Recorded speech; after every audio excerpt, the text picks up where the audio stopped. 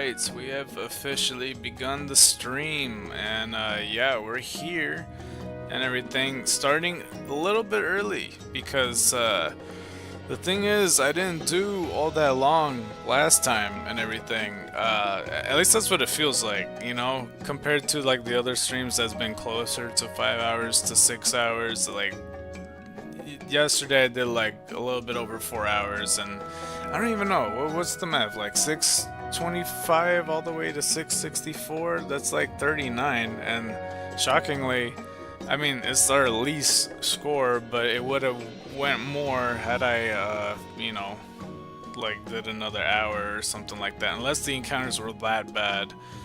Because like our worst score before was 40, and that was within like what, 5 hours and a half of streaming or something like that. But yeah, what is up, SCARKNIGHT, bringing you a brand new stream as we are trying to get everything live going for the pages. So let me just do that right quick as I'm doing this. So yeah, and my dumbass didn't change the thumbnail yesterday. It was stuck at like day 10, even though the title said day 11. But I fixed it. I mean, I don't know if anybody noticed it from last time, but let's go with Twitter. And now Twitter is officially live. Let's go Facebook, as Facebook is officially live. There you go. Let's go with Reddit page number 1. That's officially live, and Reddit page number 2. And that is officially live. So yeah, let's do that. Alright, so yeah, that's for the most part. All of those pages are good to go. Let's go back to the thing. And I tried to look back on the episode. It took me a while to, like, you know, get around to doing the review stuff. I didn't do it till like this morning, and actually the counts are fine. Like, I did 664 correctly, and I thought I made 2 mistakes. Like I thought I like counted under. No, both of them are fixed. Like I fixed it later, and then at the second one I think I counted it a little bit later after that or something like that. So yeah, everything turned out fine. And as you see in the thumbnail, I decided that because we struggled quite a bit with Jalapeno, like, you know, just trying to pretty much cope with everything. So I think it's that time that we just evolve him midstream, or well, I say midstream, but you know what I mean. I think it's time for us to evolve him, and only because like there's nothing else to put on the thumbnail, and that's my best idea to make everything smoother. Because one of these, okay, it's not Leafstone. What the fuck is it then? Firestone? Firestone. Well, we have 8 of those. Firestone, of course, that's how you evolve you. I knew that. I just kind of forgot. But Jalapeno is evolving. Might as well do that at the start of the stream, unless something comes up and we actually do find the retro Eevee or something. I'm not really sure. Let's just do it.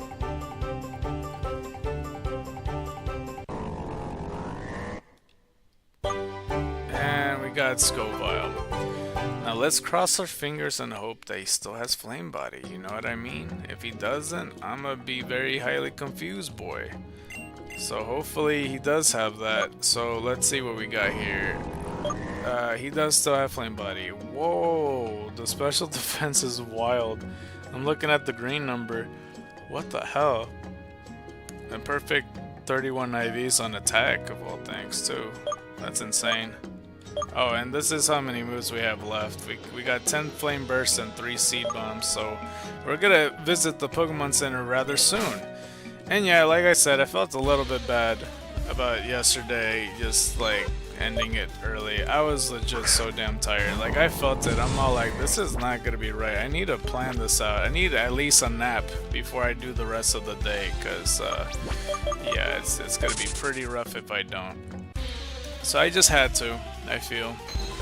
But yeah, if you are new, of course, and you're feeling generous or would like to just donate just because, you could either do PayPal, Zelle, Venmo, Cash App, GoFundMe or Patreon, but preferably GoFundMe because there's like a progress bar that you could see. Nobody has donated yet, so I mean, I'm still not gonna give up, as we're still searching for retro Eevee and such like that. And yeah, and of course, if you're from the Xenoverse page or just so happen to get Pokemon Xenoverse, like, I don't know, I always say that because of like the Reddit page and all that, since I post off of there, that if they were interested in getting a shiny Hysteric, they can, or just anybody that is watching the stream that just, you know, watching because of me or because they saw it off a different post and they're like, well, there's something else to do or whatever, or I convinced them to get Pokemon Xenoverse. Either way, like, you know, a shiny Hysteric is up for grabs. Of course, the highest priority goes to the highest bidder. That doesn't mean that you have to pay though, because if nobody pays, then like as long as you claim it, you say hi and say that you have Pokemon Xenoverse, then you'll get the shiny Hysteric. So, you know, when that happens, just let me know what nickname you want me to name it, and then we go from there. And funny enough, in the last stream, we did actually find a shiny Hysteric, and it being the third one. And we killed it by accident because I thought it would live one flame burst. It turned out it cannot. So I was mistaken. It just felt like every other Pokemon that when I did attack, just lived the hit, even if it was super effective. So I was pretty convinced that it would live off of that. But no. But yeah, we got an extra hour to go for, and we're gonna end the stream around 5:30, you know, PST time. But yeah, good morning to all of you, unless you're from the east or something and you're like, what are you talking about the morning? It's like 2 p.m. over here, dude, or something. It's all good. And hopefully the stream quality is still looking good. I don't really have feedback on that because yesterday I had to switch it up because I'm pretty sure I have to update the drivers yet again. And I hadn't played Fortnite to test them out because that's really the only game I play to really test the drivers, because those are that's really the only game that depends on the graphics the most, in my opinion. I'm pretty sure, I don't know, because it doesn't do that for Dead by Daylight, and I hadn't played Dead by Daylight in a long time, and I really doubt Fall Guys is under that category too, because every time I play Fall Guys, like, I rarely lag, like rarely. The only time I lag is just when it's loading, honestly. So I'm not really sure. Look at all these Pokemon I could run away from now. That is so good. But yeah, Bremen over here. But yeah, that's for the most part. We could open a pack right now. I was holding it off because it like unlocks at like 3:30 or some shit like that. As we saw 2 Bremens already. What the fuck? That's a 1% mon. So let's go open TCG Pocket, and you know, as I always say, I wish I had like a phone camera screen so you guys could see it. I mean, I'm sure I could work something out. If I put Discord and have like another account or something, I could probably just do phone footage from there or some shit like that. But that'd be kind of like a roundabout way of doing things. I forget what pack I'm on. Am I on Charizard? Dude, that's like the 3rd Bremen, dude. Like, calm down with that. Seriously? 3 Bremens? I don't remember if I opened a Charizard pack last, if I'm being honest. Hold on. Let me check my most recent Pokemon, what I got for cards. Charmander is only from Charizard, right? Yeah, I already opened that. So we're on cycle 4 now. You guys don't know what I'm talking about with that. Basically, I go through all the booster packs one at a time until I complete all of them, and that would be cycle 1. So now I'm at a new cycle, and I haven't really been getting Ho-Oh and Lugia since the beginning of it, but eventually I will. It's just like I grabbed a shit ton of them in the very beginning. Like, I opened like, what, like 60 packs, so yeah, I need to calm down with that. Yeah, let's open Eevee Grove then. Let's do it. As we're still trying to get some more of these. I swear there was a flip pack somewhere there. Hold on. There's one flip pack. I'm Trying to see if there's another one. It looks like it's just one flip packed. Okay, well, wait, hold on. Yeah, okay, no. Dude, Scovile's face was super red there. What the hell? I looked up and I was so thrown off. Okay, but we got this pack going for us. Let's see the reaction of it. Oh, it's something good, I think. Dude. I think it's a golden card. It has like rainbow on it. Hold up. Hold on, but I'm gonna record it on my screen just in case. Just to show it to some friends if they were interested. Okay, hold up. I'm gonna press record. I got Melton. I got Carbink. I got Applin. Salazzle. And the golden card. I got the Eevee bag. That's the first golden card I got. I never had a Crown Star. That's a good sign. I mean, since I'm looking for retro Eevees and stuff, that's a very good sign. I thought my day started with shit luck. That's amazing. Alright, that's 30 seconds though. That's pretty incredible. Nice. So, around 3 o'clock and everything. Oh, look at this beautiful Eevee bag. Oh, look at you, so cute. You're so cute. Okay, well, let's hope that we get the retro stuff. That's my first ever Crown Star, and I know there's no proof, but you have to just take my word for it. I noticed that the sides was a little bit rainbowy. I don't know why my dumbass thought it was a Ho-Oh when I'm not at the Ho-Oh pack, you know? But that's what I thought in my head. That's pretty dope. I like that. Alright, so, and I hate that there's always crap on my phone. Like, where's this fucking... It's not even dirt. It could be like hair and lint and shit that just falls on my phone. And I'm like, bruh. Like, no. That's all I really have to say. It's just like, yeah, no, bro. The heck. No way, bro. Okay, well, 4 hourglasses. Sweet. Okay. I mean...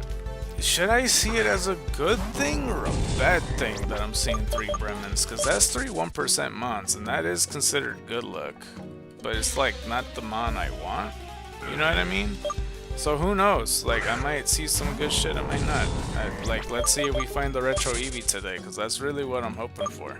As we hatch an egg, because shiny Eevee is also a foot of what we could get.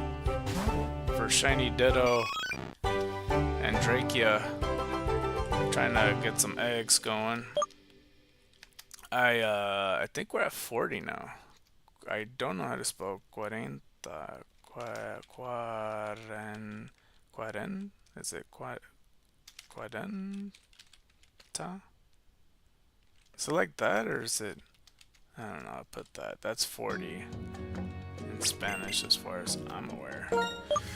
Okay, well, let's go. And if you missed yesterday, we pretty much are in the slow transition on trying to get 4 eggs into our party.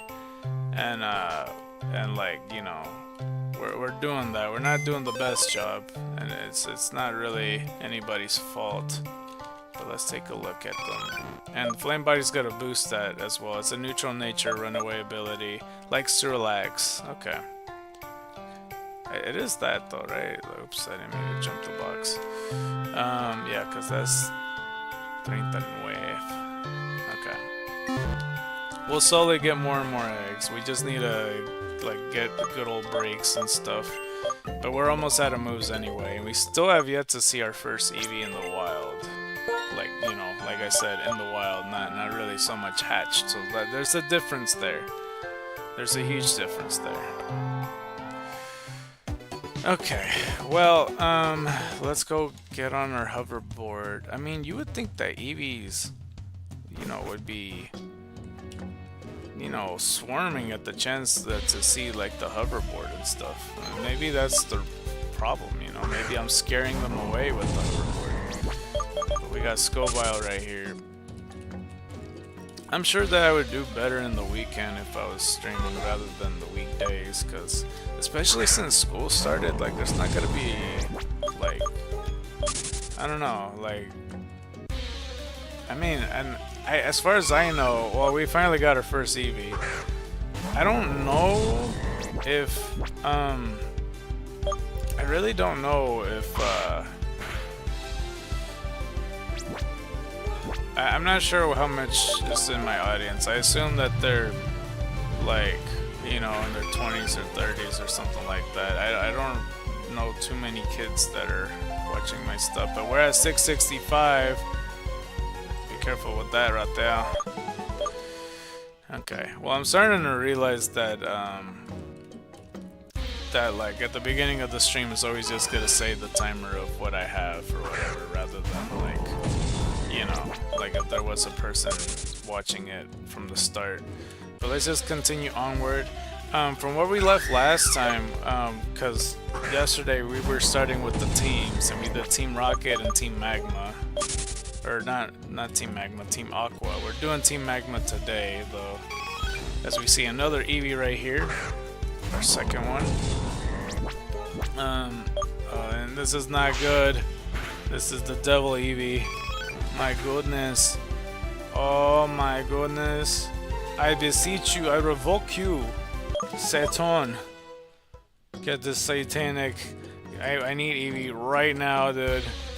Watch the retro Eevee finally pop up.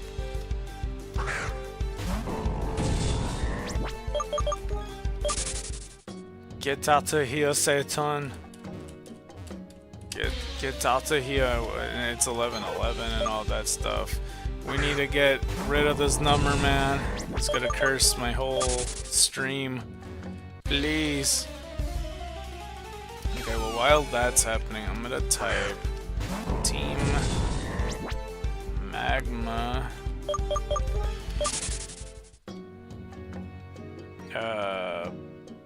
Pokemon. Yeah, something like that. Alright. And honestly, I like both Team Magma and Team Aqua. Like, at least sprite-wise. I'm not like, you know, in real life, I would for sure be Team Magma all the way. But something about the sprites looks appealing to me in Emerald version. It's just like the way the dark blue stands out on Team Aqua looks really dope to me. And like the obviously like the suits of what Team Magma has, like I really like how it looks. I think they did a good job, but yeah, no, I would definitely always be Team Magma no matter what. Like Team Aqua, I wouldn't want to wear the bandana that way, and yeah, no, it's not for me. It's not for me.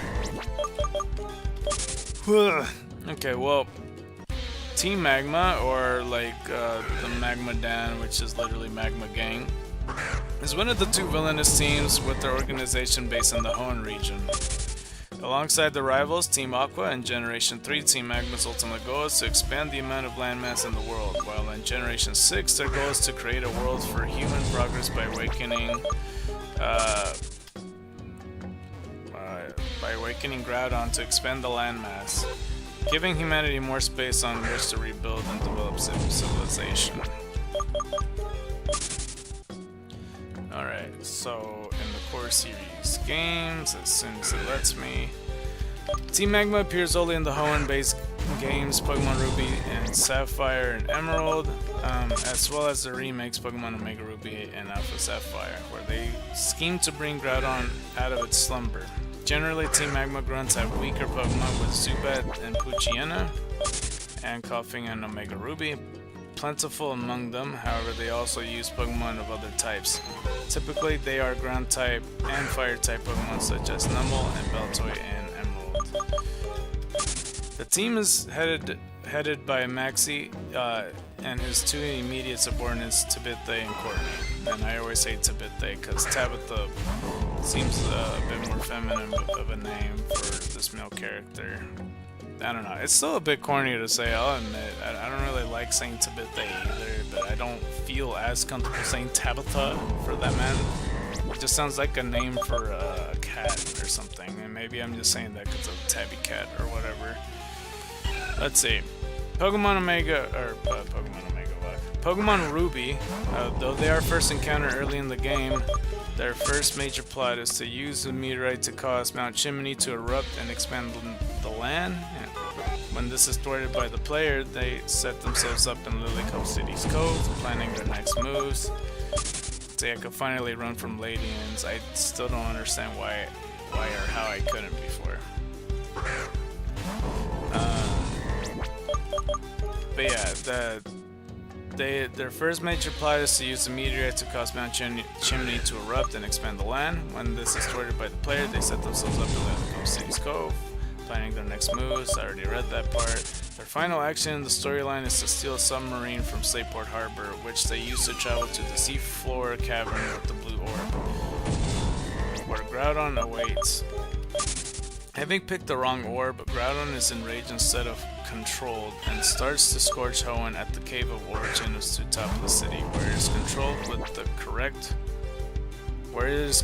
correct orb and must be captured by the player or defeated. See, my impression of the whole orb thing, because I said this before in a video and nobody's mentioned anything of how stupid I am when I talked about it, but like, I was always under the impression, like especially in the game intro and all that like their markings, like Groudon, his markings are always blue when that's happening. Kyogre's markings are always red, and I thought that was exactly what I thought that was exactly what was supposed to happen. It's like that you know, the blue orb was meant for Groudon and the red orb was meant for Kyogre, and not the other way around, because I never seen Groudon with red markings and Kyogre with blue markings. And I mean, like, you know, when it glows or whatever. But yeah, that's for the most part. So yeah, when it feels like a very, I don't know, maybe they have the same logic as I do, so it turns out that they made a very big dumbass decision where it's just as simple as, oh, clearly in Maxie and Archie just simply picked the wrong orbs, and then that's why they went haywire. So I'm not sure. So like, I'm sure there's a universe where like they did get the right ones, or maybe that is Omega Ruby and Alpha Sapphire, that they did pick up the right ones, and then that's why they became primal forms or something. I don't remember. Or that could be like the Mega Universe or some shit like that, I don't recall. But I always noticed that, and I always felt weird about that. Because like, besides that, even in the anime, like, their markings are of the opposite color. And I haven't played Omega Ruby and Alpha Sapphire, so I don't remember. Ooh, it's a good sign that I'm yawning already. I don't remember if that was if they did pick the correct ones. I imagine they didn't. They probably still picked the same orbs, but whatever. Pokemon Sapphire, Team Magma is relegated to the supporting role in Sapphire, with Team Aqua instead of performing the same actions with different reasoning and awakening Kyogre instead. Pokemon Emerald, Team Magma's deeds are partly in the same in Pokemon Emerald as they are in Ruby and Sapphire, with the plot to cause Mount Chimney's eruption featured. As well as a new plot to steal rocket fuel from the Moss Deep Space Center. Groudon is eventually awakened deep within the cavern used by Team Magma, deep inside Mount Chimney. Both Team Magma's Maxie and Team Aqua's Archie realize what they've done has caused a terrible disaster, and makes peace with one another after Groudon and Kyogre has been taken care of by Rayquaza. In Pokemon Omega Ruby, Team Magma's role in the story remains largely the same, but their motivation has been significantly altered. While in the original versions of Ruby and Sapphire, Team Magma saw a world with more landmass as ideal for both Pokemon and humans. In Omega Ruby, Team Magma's wishes to put an end to the misguided ideal of coexistence and expand the land to give humanity more space on which to build and develop civilization. As we get another Eevee, we finally get out of this Satan's number. This is the Heaven Eevee. Oh, never mind. Unless this... well, never mind. Okay, well that's the last one of those. I could have just leech seeded, but it's okay. Alright, let's get out of this number. I revoke you, demon. I revoke your demon. I just keep thinking of the KSI thing. That's why I keep using the accent. That's just sometimes what he say when he's joking around.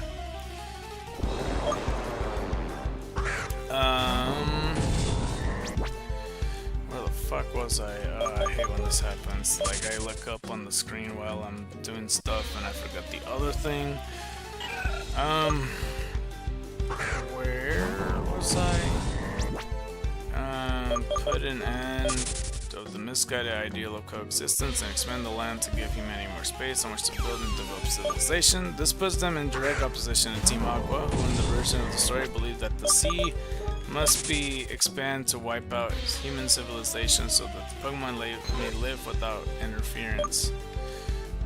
Which I think is stupid, because it's like, if you want to do that to save Pokemon, I mean, you're not considering the Pokemon that live on the fucking land. Because I know there's a lot of water Pokemon, but that doesn't excuse... It doesn't excuse the fact that, like, you're still killing Pokemon in the end of the day, if that's your logic. Where was I? This person... Yeah, this game is to wait, hold on. Let's go a little bit with that. Who in this version of the story believe that the sea must be expanded to wipe out human civilization so that Pokemon may live without interference. Their schemes to obtain the Devon parts, meteorite, and Captain Stern's submarine are still intact, but are also to the purpose of awakening Groudon and triggering its primal reversion via the Red Orb. Yeah, so Groudon uses the Red Orb then. So that's what happens. I don't know, I was just forgetting.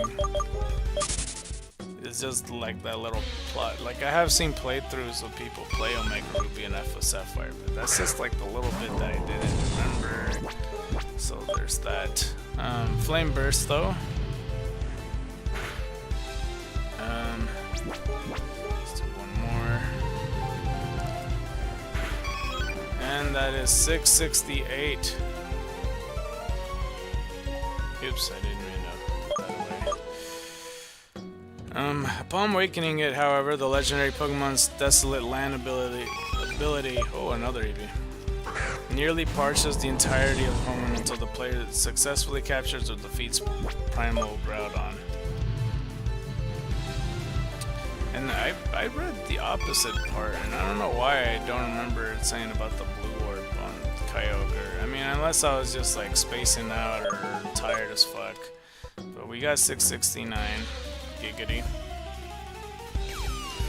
Okie dokie.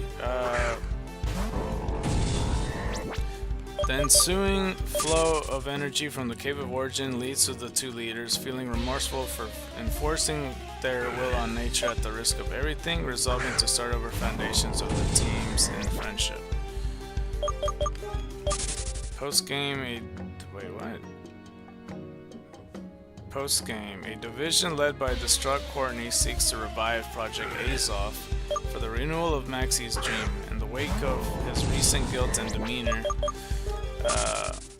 upon their failure to defeat Moss Deep Space Center, Courtney is summoned back to the Magma hideout in Lily Cove. Upon her tearful apology, a surprised Maxie agrees to forgive her actions on one condition, that she forgive his unlawfulness and ruthlessness, and starts over in Team Magma's mission with them. From this point on, rather than disbanding, Team Magma assumes a friendlier role, working to rework their humanitarian ambitions for Hoenn, with the player welcome to visit the team in their hideout at any given time. Whenever two members of Team Magma appear together in this game, the versus portrait shows them striking a dab-like pose resembling a capital letter M. Oh, that's right. I remember seeing that. My freaking mic just keeps on trying to tangle up as I'm like doing stuff. Okay. And that's it for that. So now there's the three members of Team Magma. And I should say right quick too, oh, there's the movie version of that too, I forgot. There is a Team Magma grunt that is in the movie technically. Should I talk about him? I don't know. I'll think about it.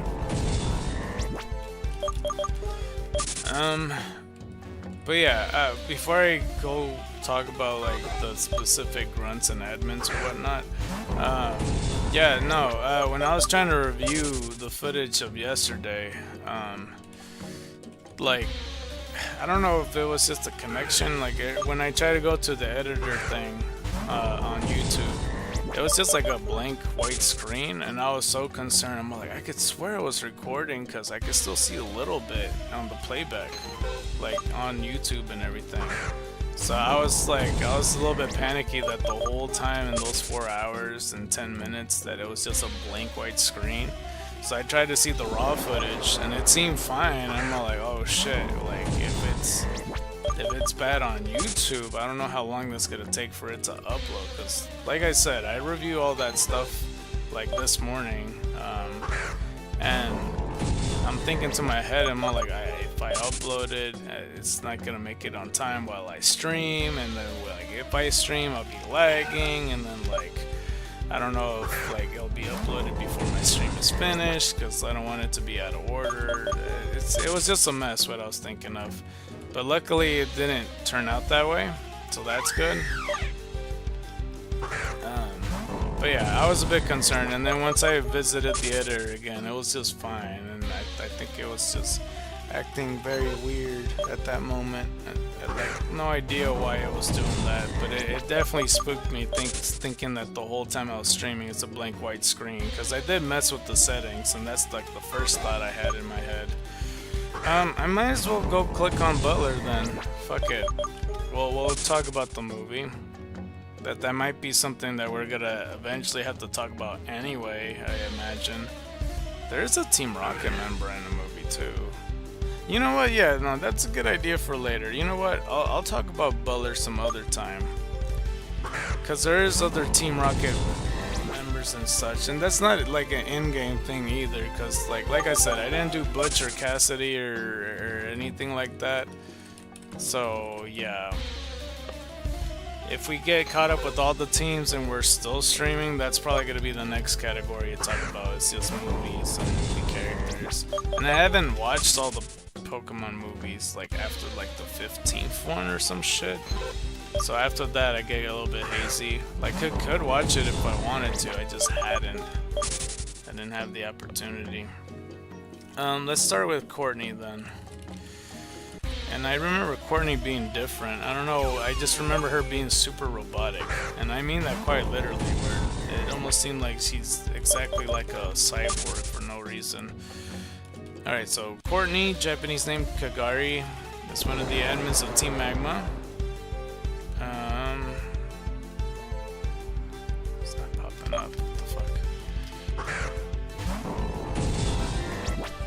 So Courtney plays a key role in the main story in Pokemon Ruby and its remakes Pokemon Omega Ruby as an admin to the main villains team, Team Magma. Her appearance in the corresponding games Pokemon Sapphire and Pokemon Alpha Sapphire are limited to minor appearances as we get another Eevee. As Team Aqua are the main villains of these games. Alright, cool.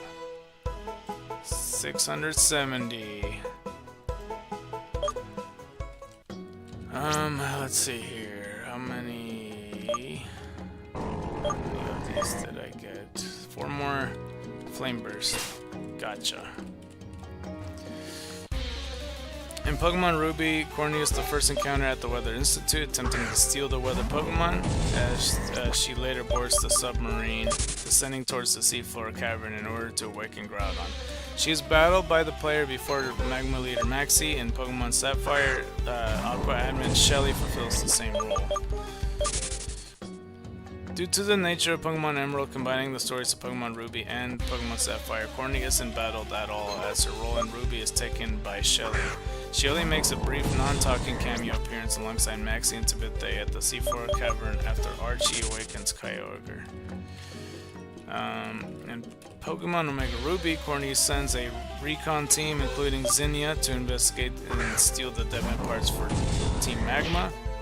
And this fucker changed. It's not letting me escape. Okay, well it doesn't do damage. Thank everything. Holy crap. what was I thinking to myself?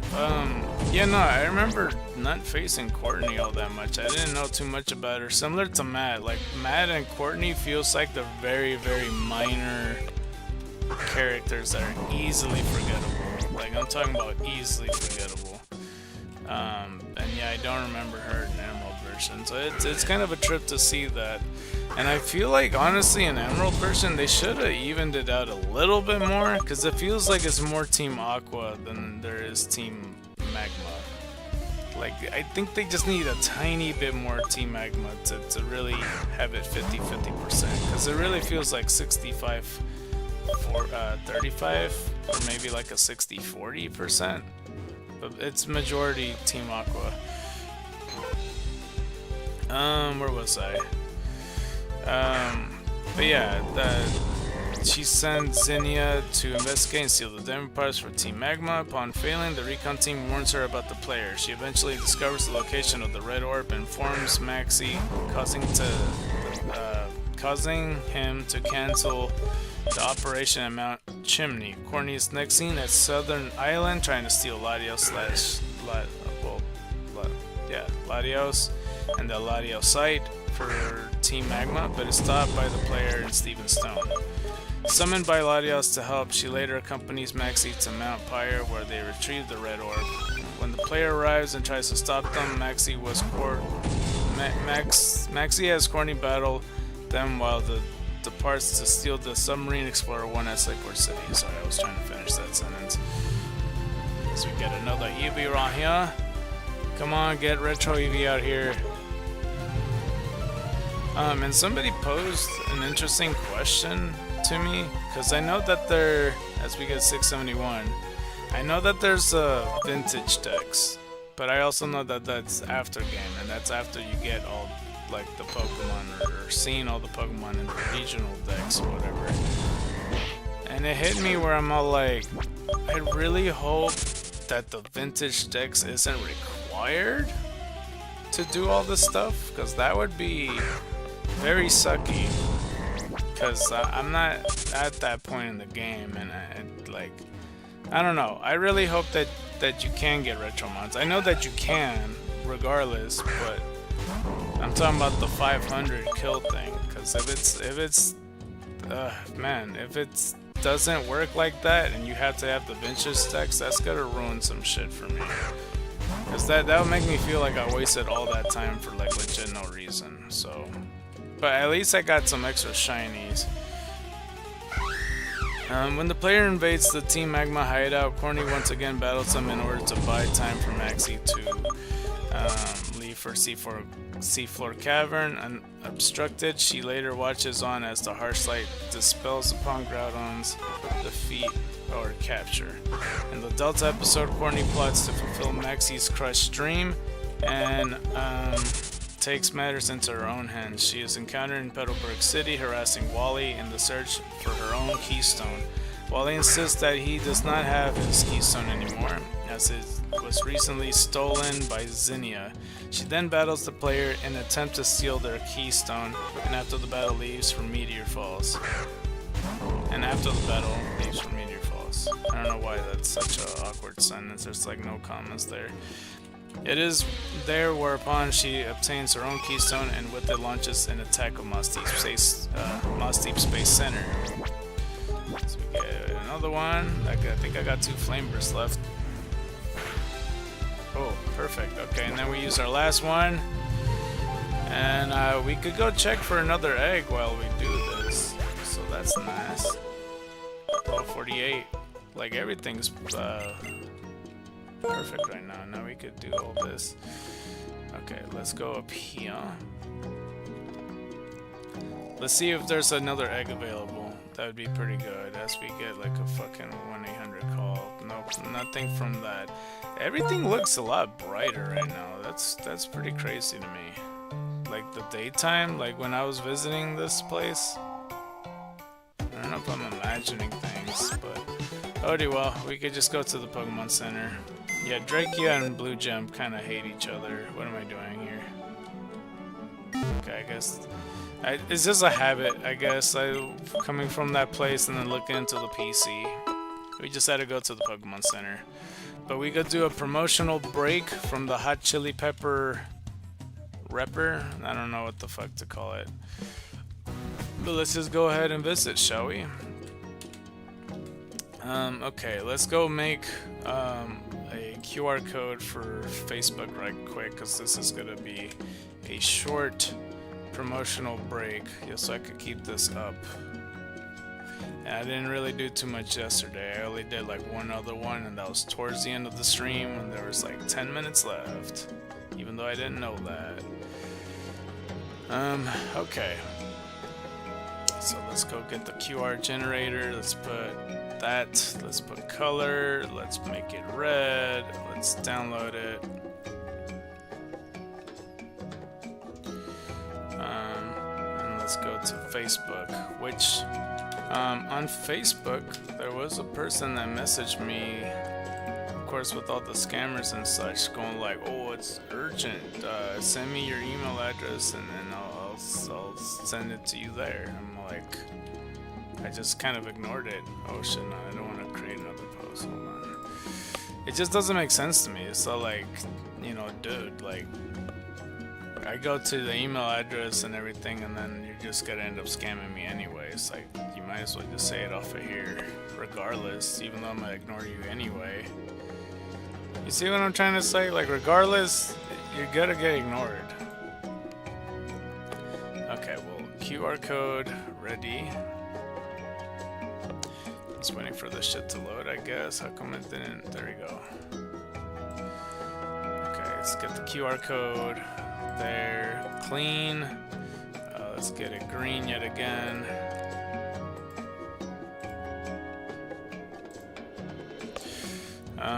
Scan and watch. We are live. Put 3 exclamation points.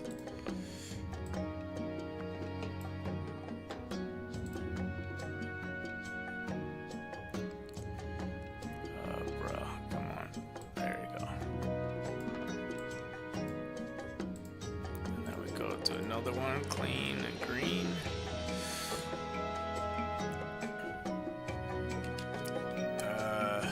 Retro / vintage, and I might as well put / shiny. Eevee hunting.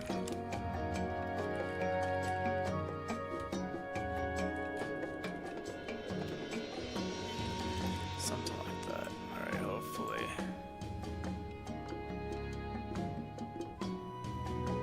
Come on. This is like the worst part of the Facebook fucking story feature. It's like I can't fucking... Like, what the fuck is that? Whatever.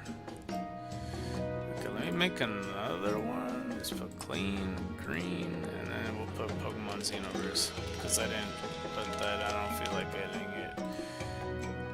Pokemon Xenoverse. Alright, there we go. And that is up. While I'm here, let me go message this person before I forget. Because they messaged me a second ago.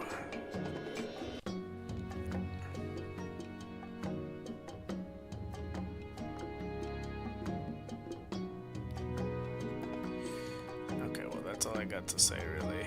They just, yeah. Okay, anyway, let's go return to the page. Alright, and that's it for Facebook. Pretty much. Alright, well, 43 minutes so far. Let's go continue this. I don't remember where I left off on this, but Eevee is already coming out, which is great. Love that. And let's just do a bunch of hot chili peppers. I think I do like the hot chili pepper repper. I think I like that name a lot, to be honest. 672 though.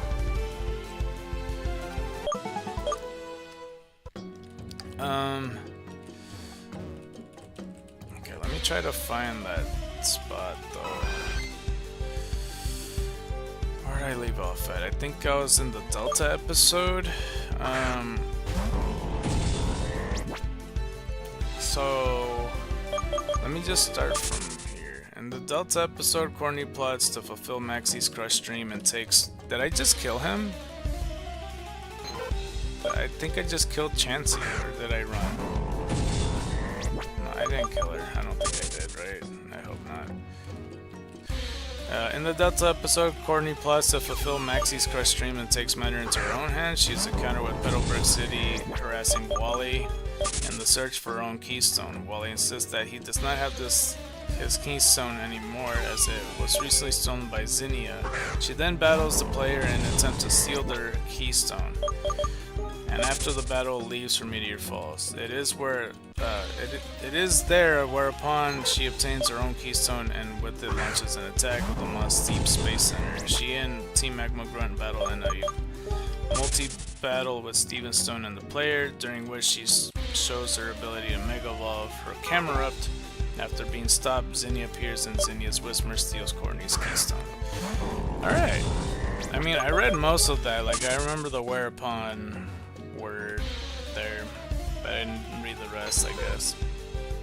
In these games, Courtney is characterized by her bizarre speech patterns, which often involves pauses between words and speaking in a way that sounds robotic. She displays little to no emotion, but she looks up to Maxie. Courtney has high intelligence, and was once a scientist. When she becomes interested in someone or something, she will pursue it relentlessly. Her role in Pokemon Omega Ruby is fulfilled with Pokemon Alpha Sapphire by Matt. And yeah, that's for the most part all of that. And yeah, she also had like a somewhat redesign, I think. It's kind of hard to tell because she has her hood on. Because I keep thinking that she has like long black hair, but it's like always in a hoodie, so you can't really tell. But it also looked like there's a chance that her hair was always purple. And I don't remember which one it is. But yeah, earlier when I was reacting when the Pokemon, I thought Jalapeno attacked is because I swear I heard the attack and then the Pokemon drop. But I'm starting to think I didn't because I didn't go to the move quick enough to attack. I could be just wrong either way, but we'll see. Anyway, the first battle of Courtney in the Weather Institute. This is in Ruby version. She has a Numel and a Mightyena. And like I said before, when it comes to like Pokemon, what I like to do in headcanon for these streams is make different types, and I can't implement types that they have already been in other forms and other species and stuff. But of course there's exceptions with like evolutions and like Regis and stuff like that, Simipans, where like I just add a type from there or something. But for Numel, in Numel's case, it's Fire Ground type, and then my other Numel is Ice Rock. Mightyena, I don't remember. I think I just gave him Ghost type, honestly, with Poochyena. So there's that. Easily they could be fighting, to be honest with you, though. The second battle's in the Seafloor Cavern. She has Camerupt and Mightyena. So yeah, Camerupt's also part of Numel, so there's that. And now there's Omega Ruby first battle in Southern Island, which is where the Latios is. It's Camerupt she has, and then the Grunt has Coughing in this double battle. Coughing I made like an ice type, I do believe. The second battle in Mount Pyre, she just has Camerupt. And then the third battle she just has Camerupt, and then the fourth battle she just has Camerupt. And in the fifth battle it's a double battle with Camerupt, Mightyena and Weezing. So yeah, there's the difference there. So yeah, she really likes Camerupt, as you could probably fucking tell. But that's pretty much it for Courtney. Wait, did I miss anything else? No, I got those two Pokemon already. Okay. Alright, but next is Tabitha. Sorry if that name annoys you, because I know in the past, like, you know, when, like, for example, like, Lucasia would bother me when talking about Lucario. like when they say it over and over again, it's not the correct name or pronunciation. I could see why it would trigger people, but hopefully it doesn't to you. Anyway, Tabete, Japanese name Homura, is one of the admins in Team Magma. He's 27 years old. I don't know how they know that, but they do. Tabete plays a key role in the main story of Pokemon Ruby and its remix Pokemon Omega Ruby, as an admin of the main villainous story Team Magma. Or villainous team, I should say. Hot Chili Pepper. He makes only minor appearances in the corresponding games from Pokemon Sapphire and Pokemon Alpha Sapphire, as Team Aqua are the main villains of these games. As we got 673. There we go.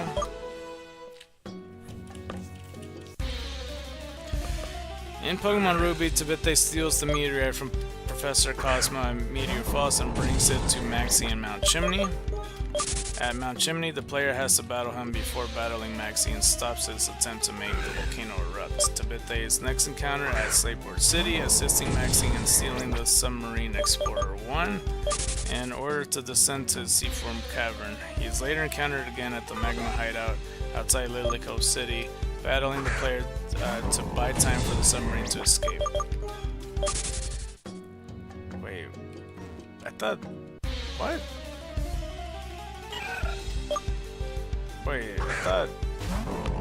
I'm confused. I thought Corny did that. Or, like, what? I don't know, I'm confused. In Pokemon Emerald, Tabete's role starts at the same as Ruby, with him stealing the meteorite in Meteor Falls. However, now the second encounter with him happens at the new Magma Hideout inside Mount Chimney, where the player must battle him in order to reach Maxie, who is the process of awakening Groudon. After the player has defeated Tate and Liza, Team Magma invades the Mount Steep Space Center, intending to steal all the rocket fuel and make Mount Chimney erupt. The player teams up with Steven in multi-battle against Maxie and Tabete, who will retreat after being defeated. Pokemon Omega Ruby and Alpha Sapphire, his appearance is dramatically revamped similarly to Matt and Shelly. In Pokemon Omega Ruby, Tabete is revealed to have previously worked for Devon Corporation, where he was nicknamed Tabby Tabby, which the Japanese name is Homu, and that he helped Team Magma gain access to their research, thus assisting them in the creation of the Magma suit. What? Interesting. Tabete initially performs the same role as the Pokemon Ruby. Unlike in Ruby, however, he is battled by the player and May/Brendan in a multi-battle at Meteor Falls. Also, after the events of Mount Chimney, he is encountered at the Weather Institute, a role that was fulfilled by Corny and Ruby. As Maxie prepares to awaken Groudon at Seafloor Cavern, Tabete enters the cavern to express his concerns to Maxie about the weather conditions created by Groudon. After Groudon's awakening, Tabete and his boss head to Sootopolis City, where they will hand the player the Magma suit. Oh, is it like the main Magma suit? Like you know, when going to the cutscene to get to Primal Groudon? Is it that? But yeah, where they hand the player the Magma suit. During the Delta episode, Tabete's encounter at the Team Magma hideout, when Zinnia defeats Maxie and takes his keystone, Tabete begrudgingly gives a camera uptight to the player upon Maxie's instructions, as Maxie can no longer use it to make his camera up to Mega Evolve. After the events of the Delta episode, Tabete is seen observing a conversation between Maxie and Courtney at the Team Magma hideout, with Maxie apologizing to his subordinates for his actions. In Omega Ruby, Tabete is popular with Team Magma grunts because of his helpfulness. Rumors suggest he aims to lead Team Magma. Interesting. Wouldn't it be cool to see Tabete like betray Maxie or some shit? But our next egg is already hatching. It's moving a little bit faster, but not fast enough. We got 41. That's 41. I don't know how to spell it though. Cuarenta uno. Something like that. I can't spell. Alright, well let's go fly over. I just wish that this don't take as much time. It's all good. He still doesn't have an egg. Crap. Sir, like, what are you doing? At least we got another egg going for us. We got attack up, speed down, runaway ability, and impetuous and silly. I don't know what that word means, if I'm being honest with you. Okay, freaking Drakea and... man. And Drakea's gonna end up being super over leveled. They don't like each other, man. I wanted to get 4 eggs at a time, and I'm back to 1. I hate that my voice is clearly recovering. Like, it's not all the way recovered, because it's not, like, shot either, but I could tell that, like, my voice can't, like, you know, it'll struggle if I, like, yelled or something, you know what I mean? Let's see, where am I? Tibet's only appearance of Pokemon Alpha Sapphire happens during the player's initial visit to the Battle Resort, where he and the Corny are bumped into by Wally, much to their irritation. Tibet also appears in Pokemon Omega Ruby and Alpha Sapphire special demo version, where he can be faced in multi-battle along with Matt. And the first battle with Tibet is in Mount Chimney, where he has a Numel, Poochyena, and another Numel. Alright.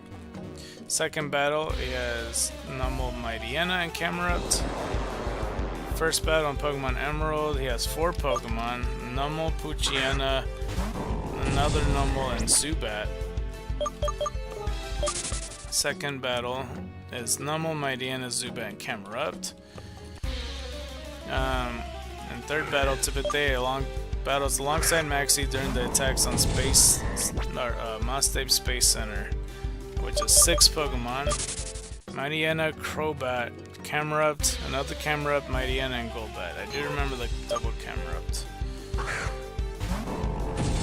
But yeah, now we're at Omega Ruby with the redesign of Tibet, where he's more of a heavy set dude. I don't know what the hell happened between games, but 2 Pokemon, Mightyena, Numel, and Coughing.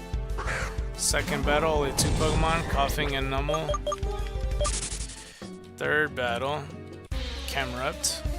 And that's it. What the fuck, Gilly? Okay. I thought it was gonna be like the opposite of one of the characters, because it was like Sharpedo, Mightyena, Sharpedo, or something like that. Because I saw Numel, Mightyena, Numel, or whatever the fuck. As another Eevee appears, keep it coming. Please keep it coming. Hot Chili Pepper. You're alive? No way, bro. Okay, let's go with 674. Booyah. Okay. Let's go for it. But that's pretty much it for Tibet, though, because we're at the end of the rope there. Okay, let me drink this juice right quick.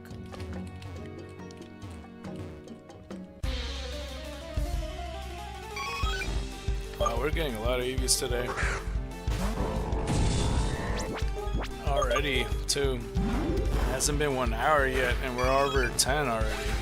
That's incredible. And we took a break. 675. Yeah, no, for real, we're over 10 now. And we're almost at the time where we're starting at normal time, too. Alright, so next is Maxie. Maxie from Team Magma. Alright, we got the Japanese name is Matsubusa. Maxie is the head of Team Magma. He is the only character in the game to have the trainer classes Magma Leader and Team Magma. As we got here in the core series. In Pokemon Sapphire, Maxie helps the player against Team Aqua. He does not have an active role in the storyline and cannot be battled. In Pokemon Ruby and Omega Ruby, he first appears in an attempt to steal the Devon parts / goods from Captain Stern at the Oceanic Museum. I'm awfully burpy right now. In Slateport City. Later, Team Magma members steal a meteorite from Professor Cosmo. Meteor falls and use it in an attempt to erupt Mount Chimney. And all slash to fashion an artificial megastone for Groudon. In Pokemon Emerald, he appears in Meteor Falls, stealing the meteorite in an attempt to light up the crater within Mount Chimney. Then in Pokemon Ruby and Omega Ruby, after Corny slash Sabithe raise the Weather Institute, Maxie steals the blue orb slash red orb from Mount Pyre. Later, he and the Team Magma members turn up in the Slateport again as Captain Stern announces a discovery he has made about the seafloor cavern. Team Magma promptly steals the Submarine Explorer 1 that Captain Stern has built and goes for the seafloor cavern to awaken Groudon. In Emerald, after failing at the summit at Mount Chimney, Maxie instead sends Team Magma members to make a secret hideout, which has been moved inside the volcano. Maxie finally awakens Groudon using the colored orb stolen from Mount Pyre, although he quickly loses control over the legendary Pokemon. Later, Team Magma raids the Moss Deep Space Center, trying to use the rocket fuel to make Mount Chimney erupt. The protagonist and Steven appear just in time to stop him and Tabitha from achieving this. When defeated a third time, Maxie sees the errors of his ways, later disbanding Team Magma and attempting to stop Groudon and Kyogre's fight.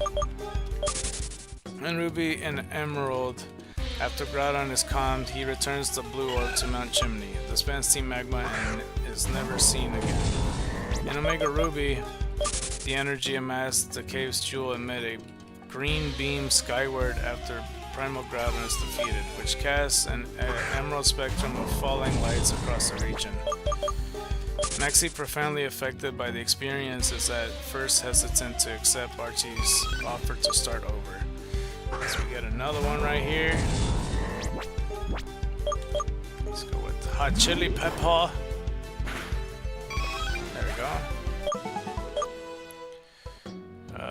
676. Nice. As we're 1 hour and 1 minute in. Where was I, bro? Oh. My gosh, dude.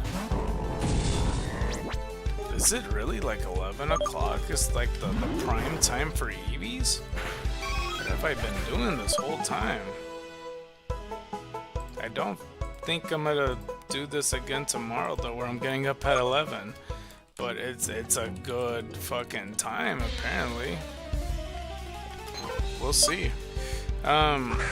So where was I? So the energy amassed the cave's jewel emits a green beam skyward after Primal Groudon is defeated. That part I did read, which casts an emerald spectrum of falling lights across the region. Maxie, profoundly affected by the experience, is at first hesitant to accept Archie's offer to start over, believing himself unworthy of redemption. Hot chili pepper. Wait, do I still have the... What item do I have? Okay, I don't need the lucky egg anymore, but let's go increase the count. 678. Okay, let's go take the item away. And let's go give him... I want to test out the smoke ball. I mean, I kind of don't need it, but at the same time... I just want to test to see if it does work the way it's supposed to. Okay, yeah, that. We'll see. Okay, if it runs and it uses it, I'm gonna be very sad. See, it'd be great if this Ditto is the imposter one. Hold on, does it still have it? It still has it. Okay, cool. Alright, okay. I was worried about that. I thought for sure it was gonna just like... you know, like not let go. Okay, where was I? Which casts an emerald spectrum of falling lights across the region. Maxie, profoundly affected by the experience, is first hesitant to accept Archie's offer to start over. Believing himself I better say I pressed A. Believing himself unworthy of redemption, however, Tabitha encouraged him to at least try, offering his continued loyalty to him. From that point onward, softly thanking his admin, Maxie willingly relinquished the red orb to the player and departs with Archie to begin their mutual reformation. During the Delta episode, Maxie is confronted in the magma hideout by one of his former grunts, Zinnia, who is stealing keystones in order to summon a Mega Evolved Rayquaza. When his keystone is stolen, he entrusts the player with his camera uptight to stop Zinnia's apparent rampage. When the world is spared from the meteor, Maxie summons Courtney to his quarters, where she tearfully apologizes for her recklessness, shocked by the sight of his normally stoic admin crying. Maxie agrees to forgive her on the condition that she forgives his actions and conduct, recognizing that this and the failure of their plans drove her into despair. He explains his intent to start Team Magma over, having learned the importance of understanding and working with even those he disagreed with, to which he accepts. He welcomes the player I lost my place, shit. He welcomes the player to visit them into their hideout anytime, taking on the role of a friend to them. This friendship even extends to being available to partner with them in Battle Mason's multi-battle mode. In Alpha Sapphire, Maxie and his admins make a brief reappearance at the battle resort when the player first visits the location with Wally after the Delta episode. During the encounter, Maxie ponders that the possibility of him having been the villain the player would have had to stop instead of Archie, alluding to his role in Omega Ruby. However, he disregards such thoughts as merely fantasy, and has Courtney hand the player a camera uptight before leaving. Okay. An alternate universe version of Maxie in his Generation 3 design agrees as a member of Team Rainbow Rocket in Pokemon Ultra Sun and Ultra Moon. He is one of the first two bosses the player must face along with Archie. When the player reaches him in Team Rocket's castle, he reveals that in the world he came from, he succeeded in attacking his plans to expand the planet's landmass, only to be dropped into a great fissure that opened up beneath him. When he came to, he discovered that he was in the game's world, though he does intend to go back to his world. He declares his intent to use Groudon to turn the game's world into his ideal state as well. After being defeated in battle despite using Groudon against the player, he allows the player to activate the switch hidden in his rooms. Oh, well, here's the real test.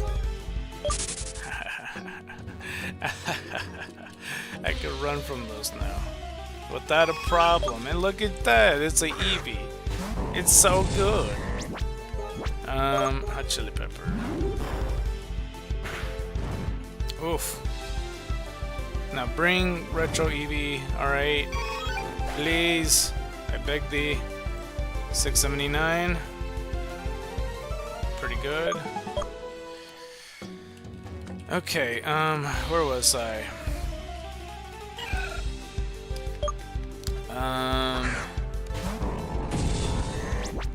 So I don't fully understand Team Rainbow Rocket because I only saw a little bit of it, and I was like, admittedly being super stubborn about Sun and Moon for myself because I wanted to like beat the battle tree and face like Red and Blue and stuff like that, and I never did that.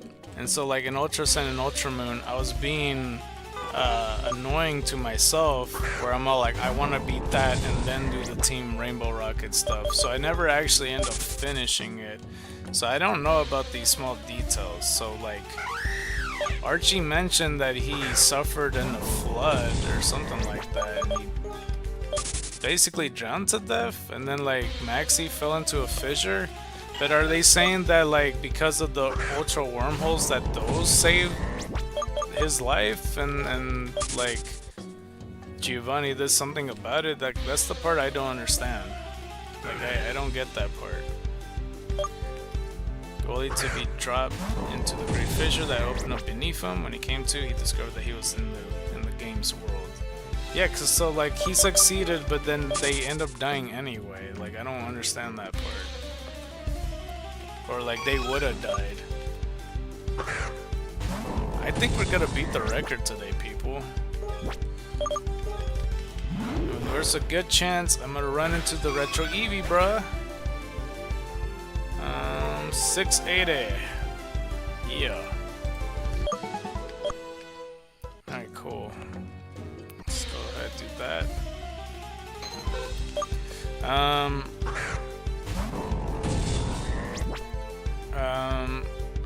Okay, where was I now? Though he does intend to go back to his world, he declares his intent to use Groudon and turn the game's world into his ideal state as well. After being defeated in battle, despite using Groudon against the player, he allows the player to activate the switch hidden in his room's painting so they may progress further. He later comes out into the castle main hall while Guzma is helping to hold two Team Rainbow Rocket grunts at bay, only to come face to face with Archie, mistaking him for the Archie from his universe. The two exchange words and decide to battle each other in order to see which of them gets to rule Alola. But as they leave, they are both warped away by an invisible force. Yeah, I don't fully understand. Like that, I don't know if like the Maxie and Archie, like when you're facing one or the other, like where does the other ones come from? Or is this like still the same Rainbow Rocket thinking the other one? Because I'm starting to understand that like all these guys are like from their own multiverse assembling to be in Team Rainbow Rocket, but like, you know, like obviously Maxie and Archie, they can't be in the same universe because, you know, Groudon won and he made it all land, and then Maxie dies there. So it wouldn't be Kyogre that would, you know, be drowning the whole area.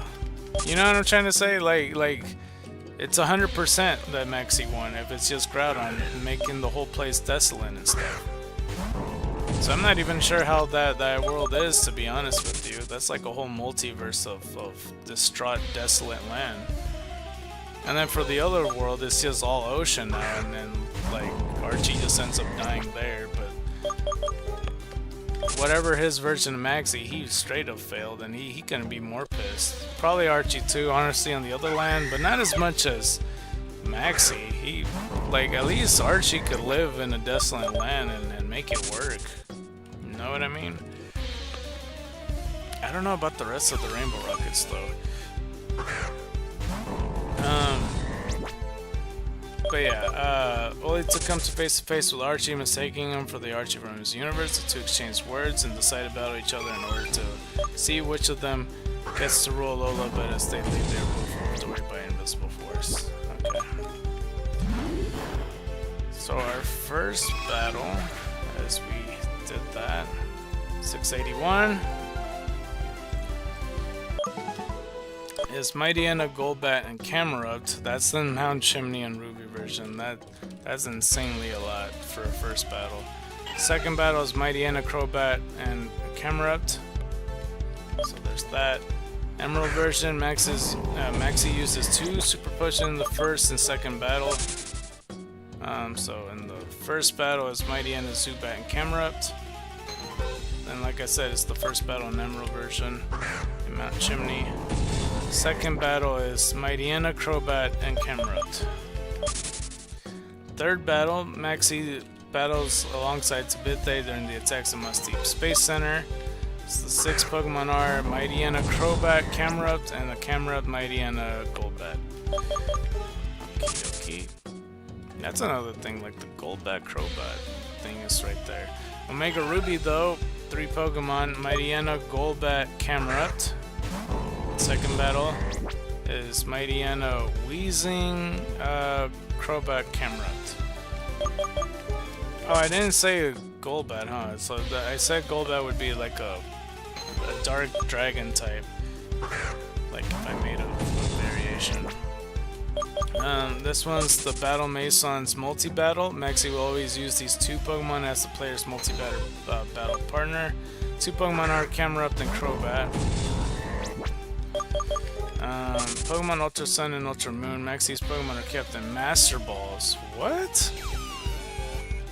In Team Rocket's castle. All of them? Master Balls.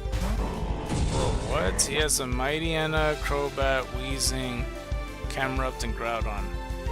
Oh, I think I understand. It's because Giovanni, since he did it, like, Master Balls are just like for everyone now. But yeah, he has a Groudon on his team. That's insane. Oh man, what should I make Groudon into then?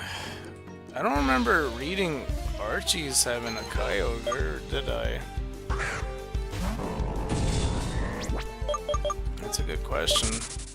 Well, Groudon, he becomes, it's ground and then fire ground, so I can't do fire type no more. So I think Rock Steel type is all I could do. For Kyogre, I think I gotta make him like Ice Psychic or something. Ice Psychic or maybe Ice Fairy, but I feel like it gave a lot of Ice Fairies. So I think Ice Psychic would have to do. Status unknown when fighting 3 Team Aqua Grunts at Mount Chimney. In Pokemon Sapphire, Alpha Sapphire, Maxie is seen with the Poochyena. It is unknown if this Poochyena is related to his Mightyena. It probably is.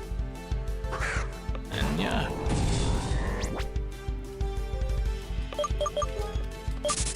That is it for all of those.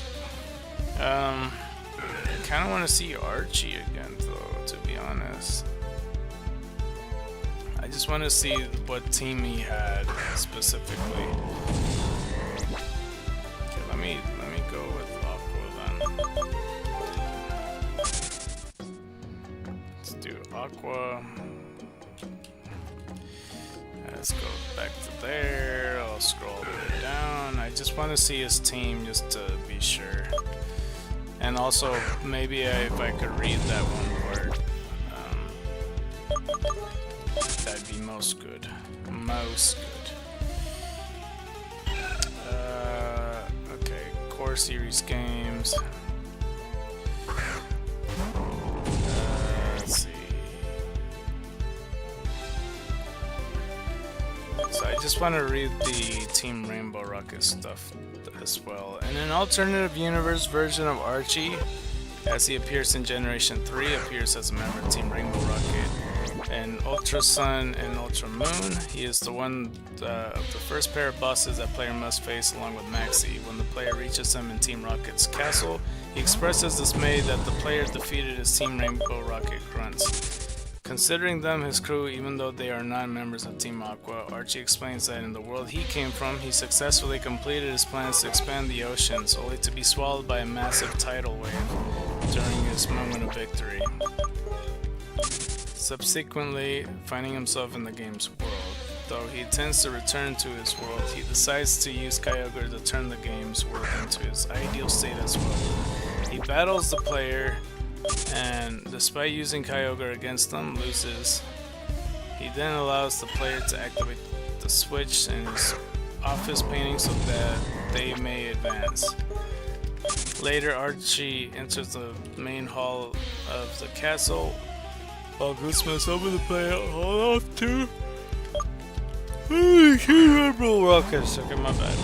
It's helping the player hold off 2 Rainbow Rocket grunts, only to encounter Maxie, mistaking him for the Maxie from this universe. The two decide to battle to resolve the conflict once and for all, only to be warped away by a mysterious force as they leave. Okay. And let me try to find the Rainbow Rocket team, because that's going to be the interesting part. So Mightyena, Crobat, Mug, Sharpedo, Kyogre. Yeah. Oh well, he could also be like the Primal Kyogre could. It could be Ice Electric, because it does storms and shit like that. Yeah, I like that. Okay, well anyway, that's for the most part it for Archie. Let's talk about Zinnia right quick. I think Zinnia is worth talking about.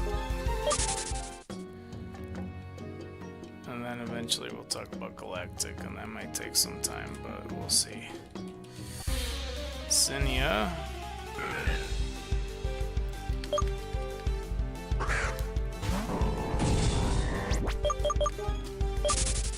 because she could be considered both. So Zinnia, Japanese name Higana, is a mysterious draconid woman and a Pokemon trainer from Hoenn. She is described as a special person who holds the key to the Delta episode in Omega Ruby Alpha Sapphire on her trip to accomplish her objectives. And let's see. Zinnia uses Dragon-type Pokemon in battle, including a Salamence. She can Mega Evolve into Mega Salamence. She can Mega Evolve into a Mega Salamence using her Mega Anklet. She also travels with the female Whismur, nicknamed Aster. She is the only character in the game to have the trainer class Lore Keeper. And in the core series, Zinnia makes 3 cameo appearances prior to the Delta episode, disguised as a Team Rocket Grunt in Omega Ruby and a Team Aqua Grunt in the Alpha Sapphire. She is first seen after the player exits Petalburg Woods on the way to Rustboro City. Her second appearance is on Mount Chimney, where she is fighting against Archie/Archer, depending on the versions of the game, and tries to stop him before he arrives to... What? And then tries to stop him before he arrives to Maxie or Archie. Her third appearance is during the montage cutscenes in Moss Deep City after the player saves Hoenn from Primal Groudon/Kyogre. After the player defeats Steven and becomes the champion, Zinnia is shown in a cutscene discarding her team's uniforms. She then meets the player at their home before breaking into Professor Bird's home and stealing Brendan's and May's keystone. Later, when the player visits Granite Cave looking for a meteorite shard on Steven's request, she appears studying the cave's ancient painting. After a short conversation, Zinnia asks a battle with the player. Once defeated, she will give the player the meteorite shard they were after before leaving. At the meteor falls, while looking for another meteor shard, the player and Steven learns from an old Draconoid woman that Zinnia joined Team Magma/Team Aqua and manipulated them in the hopes of having Groudon and Kyogre resurrected in order to call Rayquaza back to the world to destroy the meteor. And being fully aware of that fact that her actions would risk the lives of many people and Pokemon. However, as the player had managed to stop the super ancient Pokemon, she had been forced to change her plan. Zinnia makes another appearance at Moss Deep Space Center, listening on Professor Cosmo plan to send the oncoming meteor to another dimension using technology powered by the meteor shards. Believing this plan will doom the world if another dimension's destruction, she destroys the device and steals the keystone from the head of the team she had joined and challenges the player to meet her at the Sky Pillar. After the player secures permission to enter the Sky Pillar from Wallace, Zinnia explains the lore of the Draconids as they ascend the tower together. There we go. Let's get another one. 682.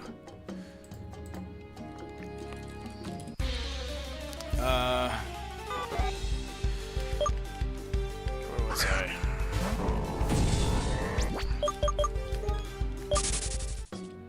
Oh, I hate that every time, bro.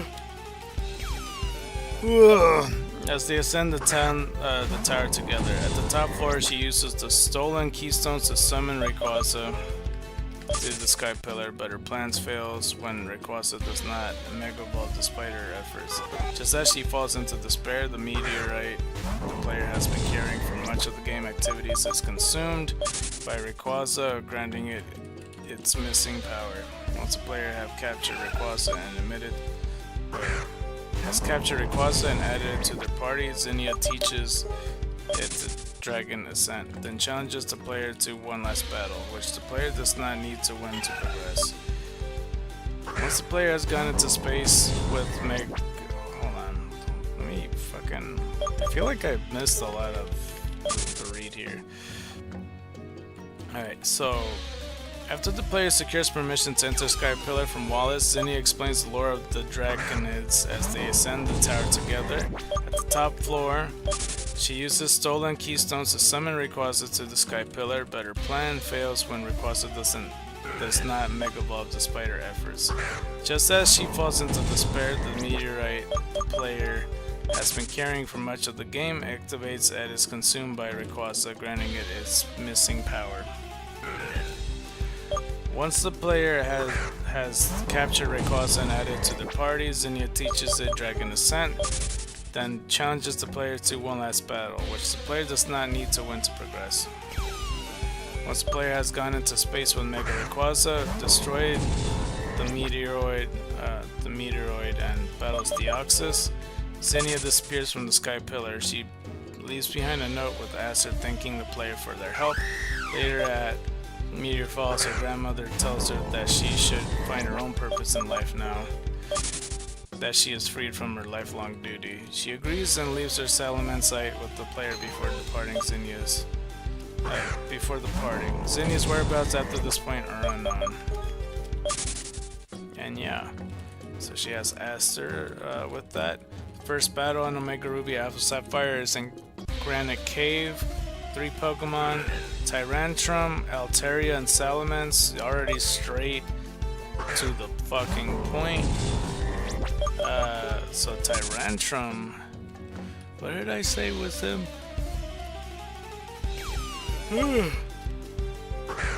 I might have said like just Steel Ground, to be honest with you. Altaria I remember is Electric Ice, and Salamence, I think I gave it Steel Fire? I don't remember. Or maybe Steel Dark. Some shit like that. Yeah. Another Eevee. Second battle. Winning this battle is not mandatory. The player will not black out, and the story will progress either way. So, yeah, here's the next match. 5 Pokemon. As we kill this Eevee. 683. Alright, so we got Goodra, Tyrantrum, Altaria, Noivern, and Salamence.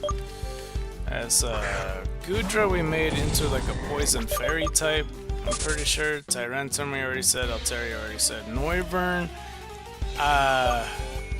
what did I say Noivern was gonna be? I think I said like Steel Electric. And we already covered Salamence. And that's it. That's all the battles. It's just the 3. That's good. Okay. And it's showing both teams, which is pretty funny. Okay, cool. And that's all the teams going for us pretty much. And yeah, that's for the most part. Let's go continue in the grass.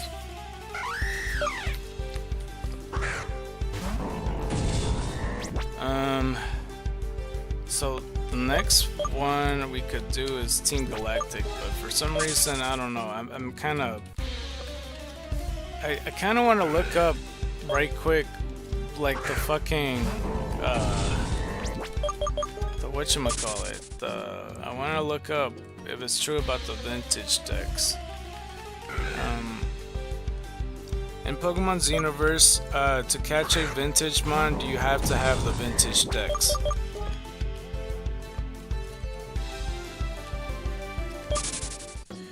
In Pokemon Xenoverse, you could catch vintage mon without having the vintage decks first, so thank God. The vintage decks is more of a post-game reward for those who have already completed the regular Pokédex and Xenodex. Its purpose is to track the vintage Pokemon you encounter and serve as a symbol of your achievement in finding and obtaining them. Vintage Pokemon can be found in the wild with the initial odds of 1 out of 4,000. However, these odds significantly increase to 1 in 500 once you have defeated 500 of the same species. You'll need to focus on battling and defeating a lot of specific Pokemon to improve your chances of encountering a vintage form. I mean, they're pretty good odds, but that's still a shit ton, bro. That's like legit still a shit ton. It's 1 out of 4,000. Normally. I didn't know that. I didn't know I could just find one. I'd be so pissed if I saw, like, if I look back on the stream and it turns out I did see it and I killed it or something. In short, while the vintage dex is a goal for completing the game and finding all the vintage Pokemon, it is not a prerequisite for actually catching them. Well, that's good. Let me just confirm though, because like that's what spooked me a little bit. It's just, you know, it's just that. But let me just go to Reddit. Oh crap, I didn't mean to. Okay, let's just do that. So somebody in the Pokemon Xenoverse guide, which I posted last week on the streams there, he put, so I beat the game and I'm currently doing the L2 Pokédex, which is going well, but I've seen y'all been hunting for so-called vintage Pokemon. I'm kind of confused on why they are so rare. How many vintage Pokemon are there in total? Thanks. As far as I'm aware, there's 207 vintage Pokemon. They don't have like a whole entirety, you know, generation, like it's not all generation 1 Pokemon or all generation 2 Pokemon. There's some selected ones and some that are completely new that's from Space World.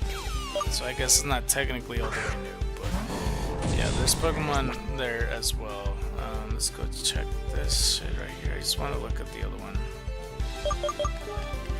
According to this guy, something I do, there are 126 vintage Pokemon from Gen 1 and Gen 2. You must knock out 500 of the same months to get to 1 out of 500 chance to have a vintage spawn, though they are 1 out of 4,000 to start with. Side note that there are 5 beta vintage Pokemon that are 1 out of 4,000 in Route 1, Mount Starburst in the snowy area, West Star City, Route 13, Route 17. I swear it said 207, because I look at the vintage deck and when you scroll down it's 207. At least that's just like the fucking random number, or because this says 4 years ago this was posted. If it is 126, that's fine too, honestly. It says on this one, this game odds of encounter are complete bullshit. If y'all knew how it was coded, you would all riot. The first Pokemon in any list has 100% encounter chance. Add a second, and they're both now 50%. The third and fourth, 25%, and so on. By making every route have something like 10 different Pokemon to encounter, he's essentially made it so your odds of encountering the 10th rarest Pokemon on the list is 0.09765625%. Are there more than 10? Divide the number in half. 12? Divide again. Yeah. And then there's this guy saying that's why hunting the 1% vintages are first on your list, because you gotta get everything else before you even get the kill count. Yes, that's the plan. Thanks for your help, my guy. Oh man, it is pretty cool. Okay, well, I think that still confirms it for me though, like for the most part. Yeah. I need to watch this video soon though, because there's like 12-minute video on the vintage mines. Unless they just gotta show them, I don't know.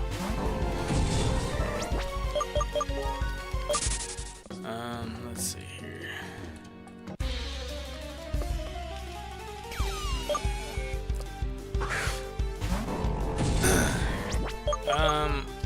But yeah, I guess next is Team Galactic though, so I guess we could put that.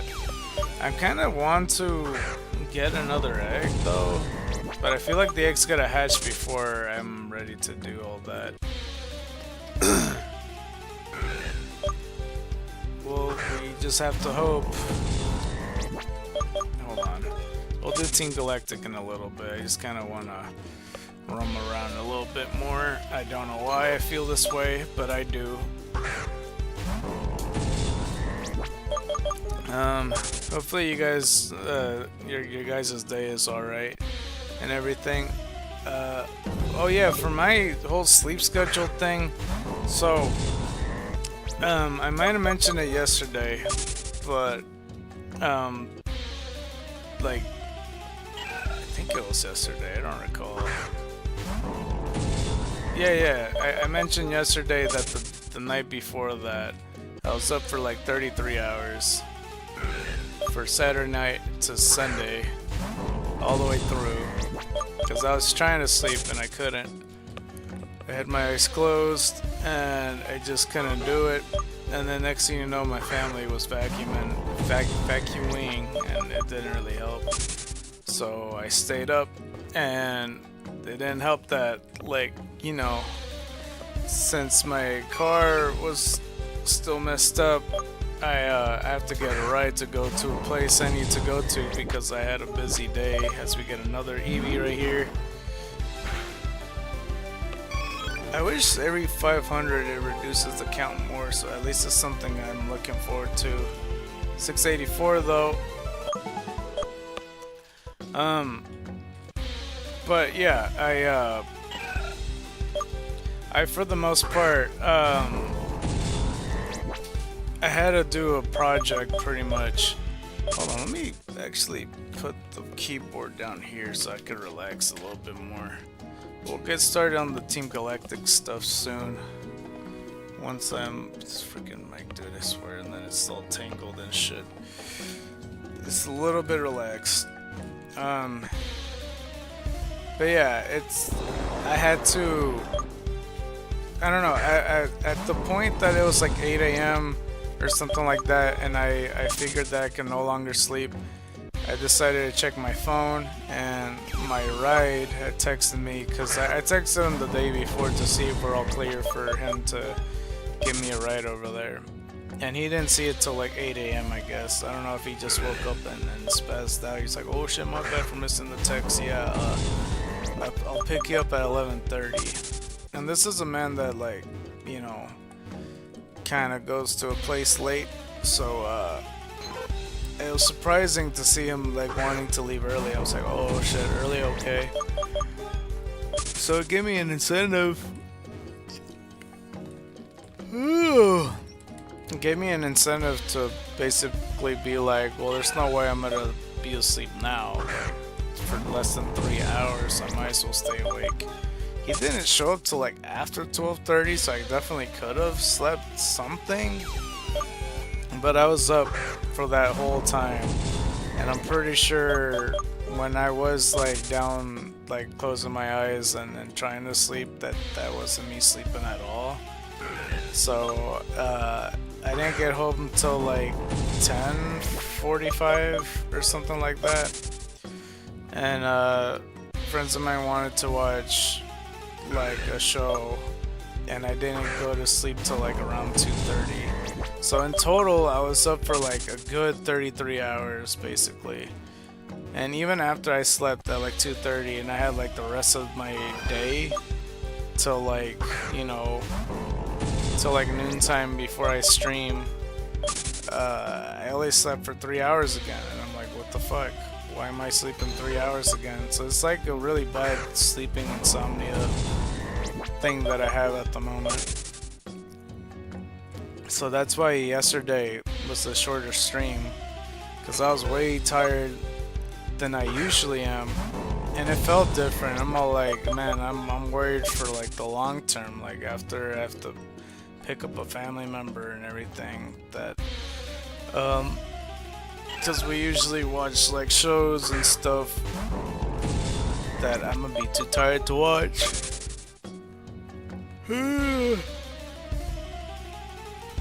Ironically, I'm like super tired talking about this, but that's why my brain just immediately just went like, okay, like 4 o'clock, I need some type of rest, like at least an hour or something, you know what I mean? So that's what I figured to myself. So it seemed like a good idea. At the same time, I'm like, I don't feel right, you know, cutting off the series or whatnot. But yeah, I mean, that's for the most part. But yeah, that's exactly what happened. Like after the whole stream, I went to bed. I just slept for like about an hour and a half. I woke up, picked up my family member, we watched some stuff, and then I went to sleep at like 10 o'clock p.m. and I woke up at like fucking 4 a.m., which is way too early, and I've been up all the way since. And now I feel tired again. But not as tired as yesterday. I should be able to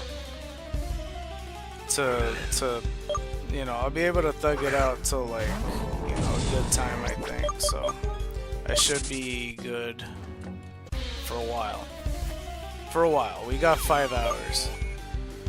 I really am tempted to put water on my face. I wish I had coffee.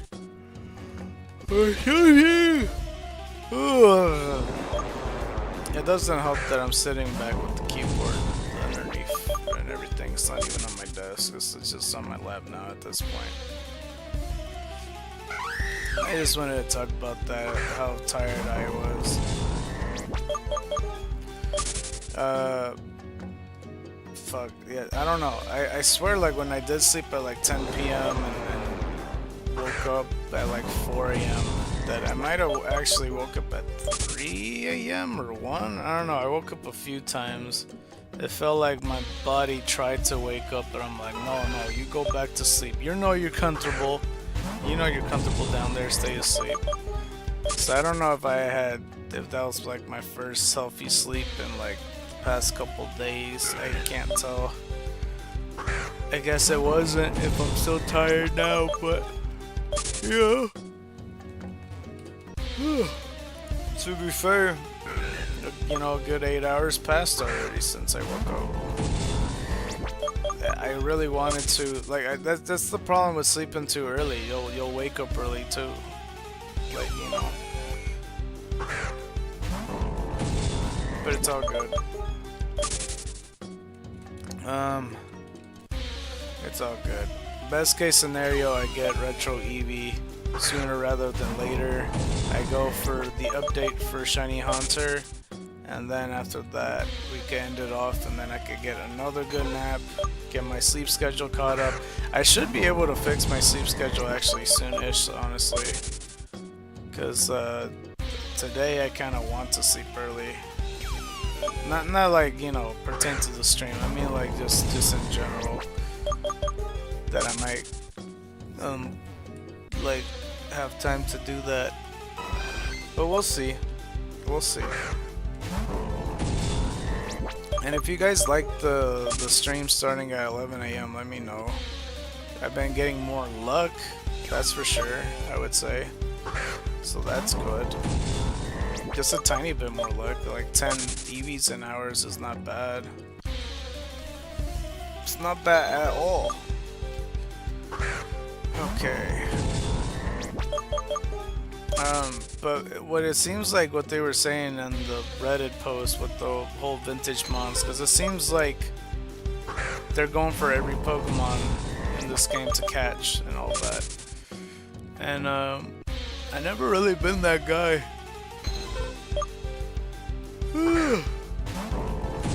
Like when I played Pokemon Black and White, I tried catching all the Pokemon, but then like I never actually finished it. And I don't think I ever finished catching all the Pokemon in any game. I guess there's like a few exceptions if you consider Pokemon like, you know, something like Pokemon Snap or something, where it's a game where all the Pokemon are easy to catch or some shit, I don't know. Oops, what the fuck, I didn't even press that. I think my thumb went in too deep, but we got another egg. Let's see what we got here. Oh, come on. Lies, I tell you lies. Cuarenta y dos. I hope I'm spelling it right, bro. I'm telling you right now, I hope I'm spelling it right. Let's go here. And we do have another egg. I feel bad because it's like, bro, it's gonna take some time till I get the other egg on there. I was trying to do it, but fucking Drakea just hates fucking Blue Gem. It's like, what the fuck did he do? Blue Gem just changed his name for you. Let's see. 42. Defense, speed down, adaptability ability. Mischievous. There we go. 42. Blue 42. Okay. Wait, are you sure? Maybe maybe you're the fucking instigator, bro. Have you ever considered that? Oh, come on, Drakeo. I know that you could like Blue Jam.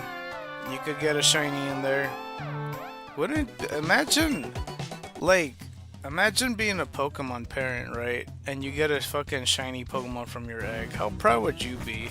Like, it's like your son and or daughter, like, becomes the shiny Pokemon. I'd be so proud. I'd be like, oh my gosh. Like if I was an Umbreon and I had like an Espeon wife, and then we hatch a shiny Eevee, I'd be so proud. I'd be like, oh my god. Like, for real? My son is a shiny Pokemon. And none of you mutts. No, I'm just kidding. That's where the discrimination comes from. But that'd be so cool, I think. That'd be really cool. Just imagine the possibilities. Okay. I am tempted to wash my face a little bit, but I don't know. All these attack moves is gonna take some time for me to do, like, the actual break. I think I had a better method before where I only did one with, like, you know, the Shadow Punch Lunch or whatever. Ugh. Well, we got another Eevee, nonetheless. And I already did like 14 yawns in the span of like 3 minutes. As you're burnt, get Retro Eevee out here right now, dude. I know you have it in the family, bro. Don't you fuck with me. 685 though. Alright. Okay, and Bremen. Like I said, like before you went found the first Eevee, we found like 3 Bremens, and that's fucking a shock. Maybe I should have given Pepequeño the fucking smoking ball. I was just worried. I thought they would use it up and then they wouldn't work anymore. I just, like, you know, use one of the Deku moves or something from My Hero Academia. Just smoke and then just leave. I mean, I'm not far. Like, after I run off with the smoke ball, I'm still on the same row of grass. So these Pokemon are either blind or I'm really smoking up the forest, you know what I mean? Okay. Let's see here.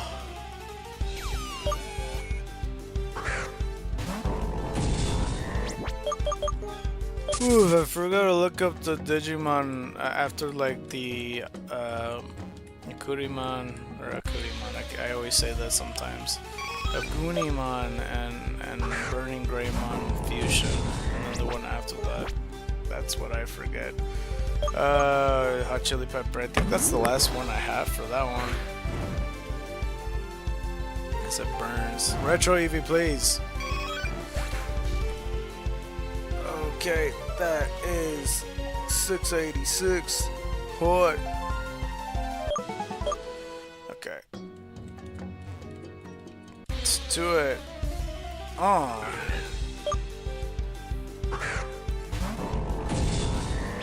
Alright, let's go like that.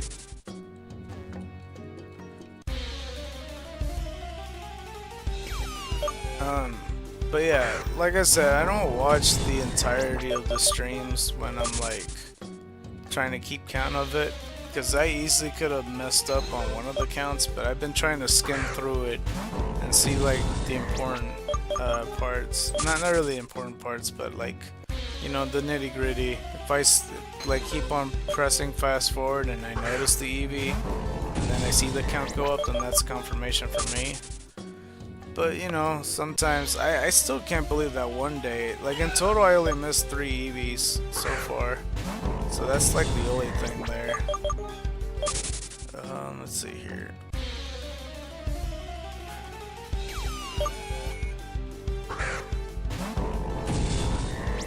Let's see here. Run that away. I mean, what's a decent time for me to sleep? Because, like, if 10 o'clock made me wake up at 4 a.m. and That's like 7 hours of sleep. Like, what's a good time to do it? I don't know. I'm just a bit worried that, like, cause I'm already in a daze, I feel.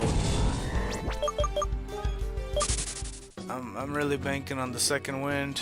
What I really need is a shiny vintage Eevee, just to be like, boop, and then it pops up and I'll be like, whoa, and I'll be like, whoa, and even Eevee's gonna be like, whoa, and then I catch him, and that's how the whole story's gonna be. I'm not sure. Okay, this isn't bad though. But yeah, Chauncey. I feel like Chauncey would have a song somewhere out there on YouTube. Someone singing about Chauncey. Oh my gosh, Chauncey.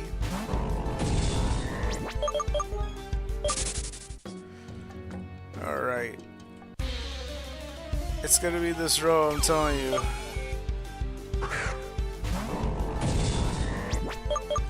Now, I mentioned all the shiny Pokemon I caught before. I don't know what's my luckiest though. If I were to say my least luckiest, I could probably work from there and it'll be easier for me, honestly. Because as I mentioned before with the shiny Pokemon, my first shiny that I caught, besides the red Gyarados, is like shiny Geodude in Dark Cave. And then like a couple years later, like when I got Emerald, I got shiny Lombre, who was lime green. I think I just called it lime though, or some shit like that. I don't remember. I still got the Emerald copy though. And then Platinum, I could have got a Geodude, like another shiny Geodude, but it's self-destructed. And then from there, Black and White, I don't think I've ever caught a shiny.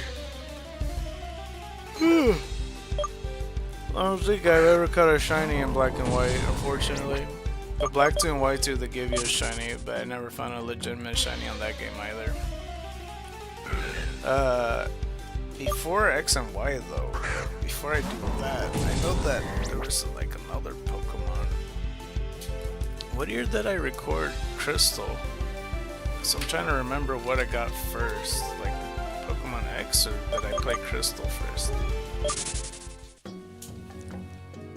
Pretty much been 10 years since I played Pokemon Crystal, but like Pokemon X also came out in 2013 though, no, I think I played Crystal first. Yeah, X and Y came out later, because I did Crystal like year 1 of myself, so yeah, that sounds about right. So like in Crystal version, there were several. Oh, I ran out of that. There were several odd Eggmons, but I didn't count any of those because I was looking for Pichu or some shit like that. 687 though. And well, besides that, like when I was doing the one-off episodes, like I found like Bellsprout and I called it Golden Leaf, even though it's not really a golden leaf, but you know, well, that's just what I called it. Why is my taskbar on the bottom freaking out? What the fuck? And then I also call Weedle, which I called Vomit.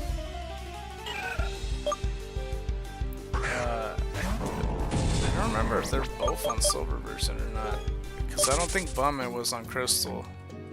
Both of them might have been Silver version. That was a very slow delay on that Pokemon encounter, what the fuck. But yeah, we got Vomit and everything. None of these shinies that I got was ever really intentional though, I would say. They all kind of happened by chance.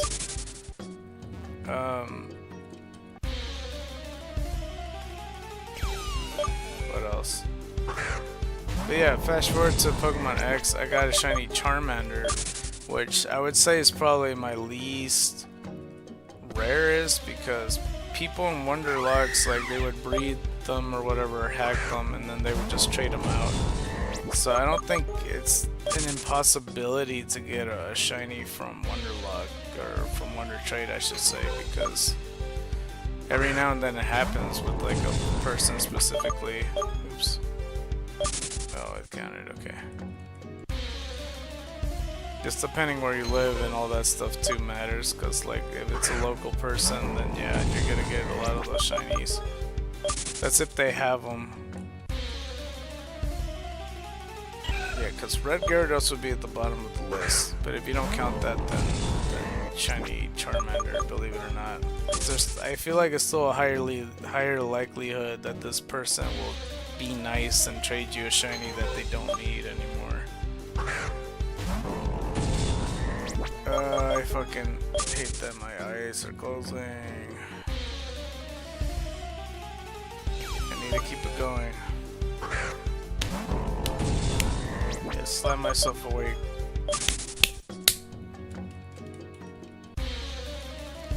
Okay. I really want to like splash water on my face too, but I don't think that's gonna do it. Boy.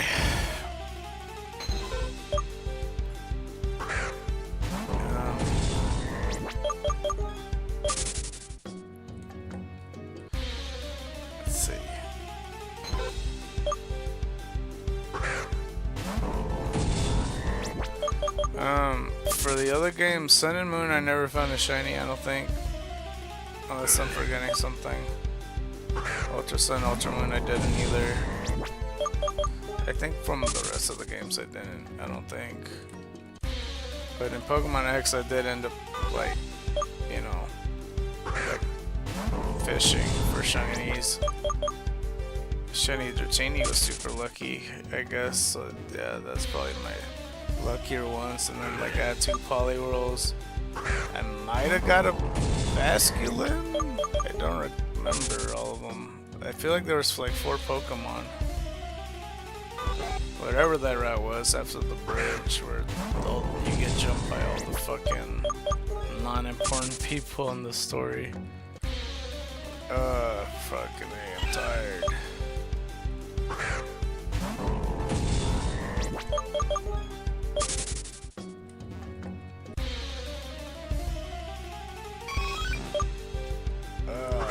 Eevee, please help. Please. I beg you. Please help. Bring the retro, please. Do it.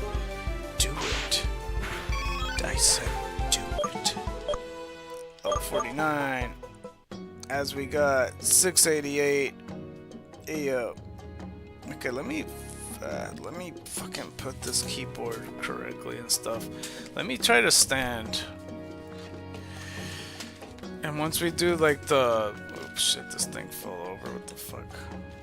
Or not fell over, but it closed on me. What the fuck? Shit, how did I do it? The little thing, there we go. The thing that keeps the keyboards like angled, like closed on me because it hit the desk. Alright, let's stand up for a bit. Let's stand up for a bit. Standing's gonna help, I feel.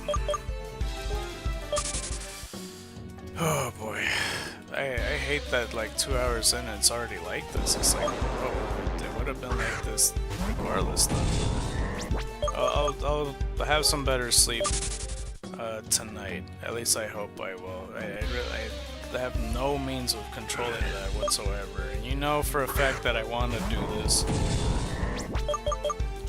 And if I could stream longer, like I would say I would, but it just depends, you know. But that's just how it is. Oh, imagine. I forget, like somebody asked me about like the whole Ditto transforming into a shiny. And you see that it does, but I don't know if normally like in a different game if it does that too. But we know that in like Crystal version, because of the Bedlock, that you know, Ditto would be like a pink-purple type of color, and then it would just be a pink-purple version of the other Pokemon it's copying, or like a for a shiny Ditto, it was interesting because it made everything like, you know, since it was a blue palette, it would be blue. So I thought that was pretty cool. That was like one of my favorite things. You saw like a blue Rattata and shit like that. So yeah, pretty neat. Pretty neat, pretty neat.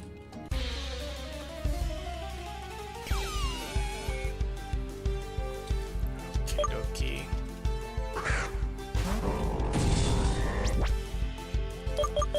Let's go with this.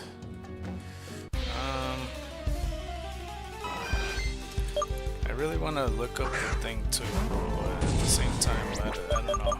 I want to be away from my phone just for a little bit, not too much.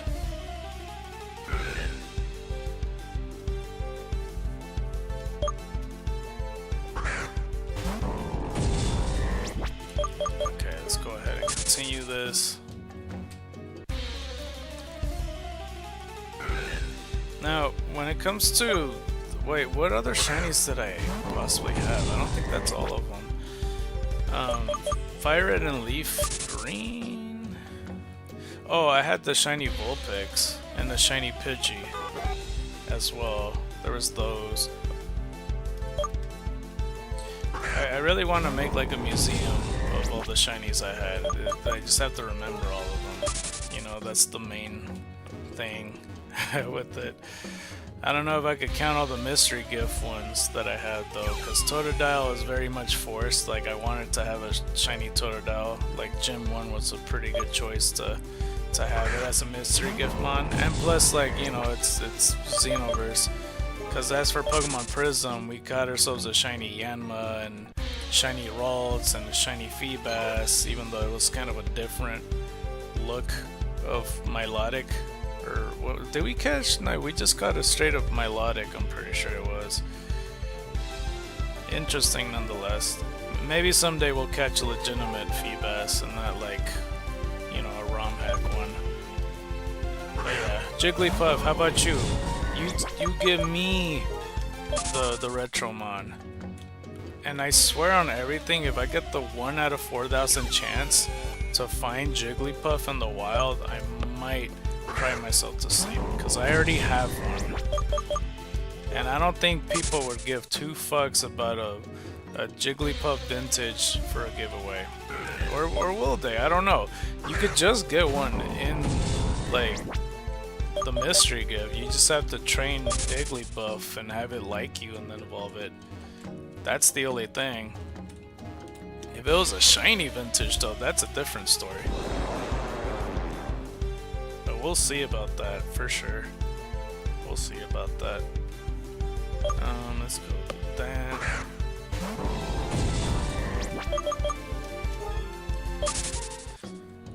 Well, at least I feel better about the smoke ball business stuff. I don't feel as stressed as I was earlier. Does the smoke ball ever fail? Or is it always 100% that it can't run? Unless it's like an ability.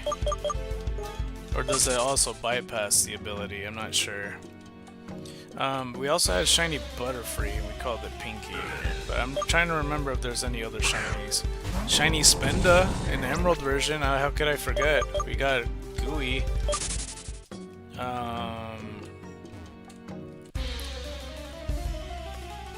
And when I tried to replay Emerald, I actually did find like a different Spinda. I think 2 shiny Spindas or something like that, I don't recall. Something like that. It took a while. I really want to catch up an Emerald version though, because I was trying to get exactly how I wanted with that or whatever. There we go.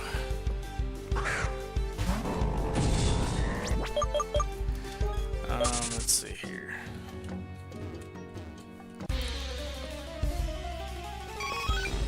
We got another Eevee. Eevee, I know you can hear me, man. Or ma'am, sorry.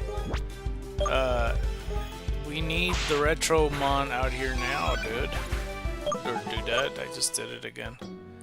Even though I said ma'am the first time correctly. 689.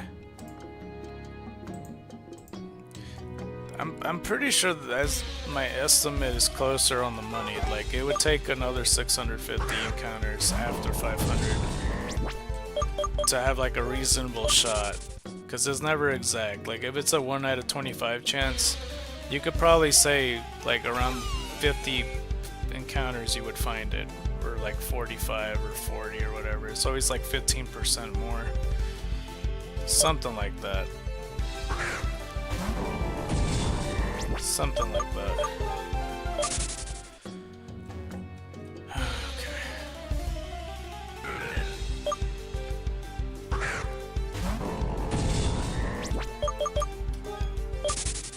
Okay, let's try it again. Lucha.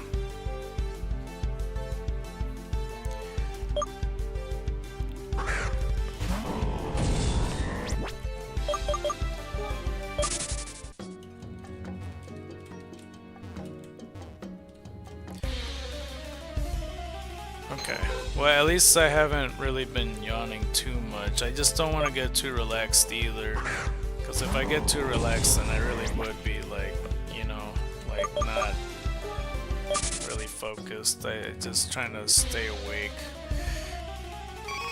Eevee.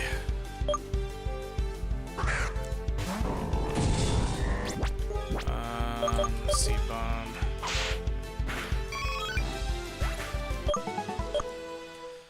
Okay, well that's 690, no?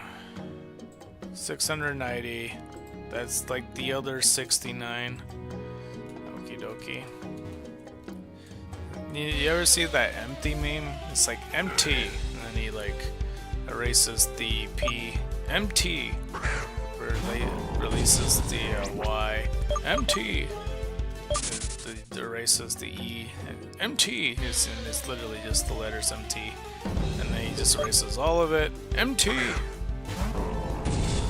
I don't know if you guys know what I'm talking about. If you haven't seen the meme, I imagine everything I just said sounds confusing.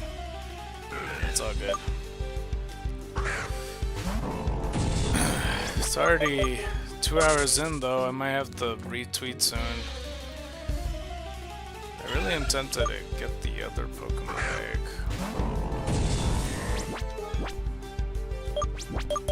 Just checking my moves. Got 8 more seed bombs, and then I don't even know, like 15 more fucking flame bursts or some shit like that. Maybe for every egg hatch we could do some type of break too. Something like that. But yeah, we got Team Galactic left, we got Team Plasma, we got Team Flare, we got Team Skull, Aether Foundation, we got Team Team Yell, Team Star. I'm gonna see the spoilers and stuff. And if we still can't fucking find the Eevee, then for sure we're gonna be like, you know, be doing the movies at this point or some shit. Let's talk about those. Yeah, something like that. I don't think it's gonna take that long, to be honest with you, though. Okay, let me drink some juice.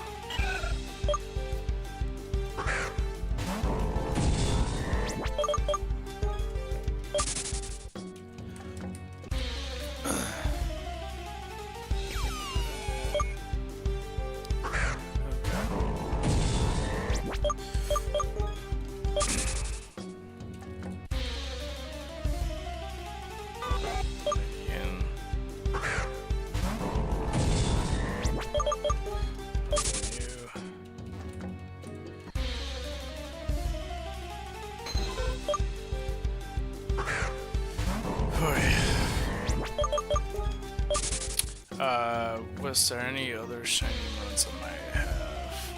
I know in TCG Pocket there was shiny Room that I got. I'm sure I got a shiny Machoke, and I think I ended up getting another one as well. There's shiny Venusaur I got that I forgot I had, and I had 2 different shiny Blastoise and 2 different shiny Starmies. And I think I got shiny Ghastly. And I don't know what else I have, but those are the shiny ones I got. I also did like a trade. I don't know if they saw that or not, like for one of the people on my list. There was one person asking for a shiny, or not a shiny, for like a ho-oh, but I can't trade it to them. I don't know if it's because I'm not far enough level, or maybe they're not, or something. But I could trade it to them. It's just like, I don't know why it's not letting me. I have the 2 cards. I only care for just one of them. I mean, unless I'm gonna end up getting the deck to do all that, but yeah. But Mega Evolutions are coming up in TCG Pocket. I didn't see the trailer, but I know that they're coming and everything. So that's pretty exciting. Let's see here.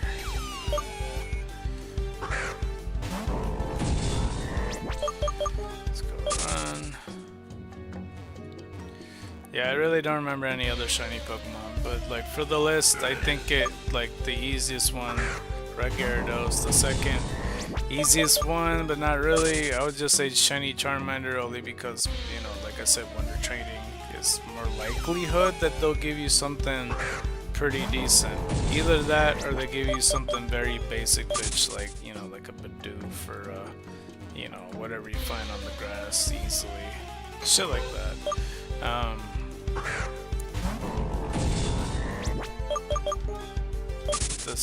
The next easiest is probably the fishing mons, because that was like a shiny hunting contest, so I'll count that. And then I'll put shiny Pidgey, because I feel like Pidgeys are pretty easy to find as a shiny, because they're so out there in the world, at least in Johto and Kanto and all that. Then I'll say shiny Geodude, I suppose.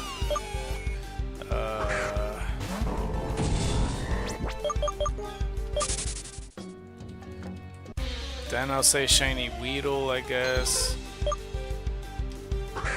Then shiny Bellsprout.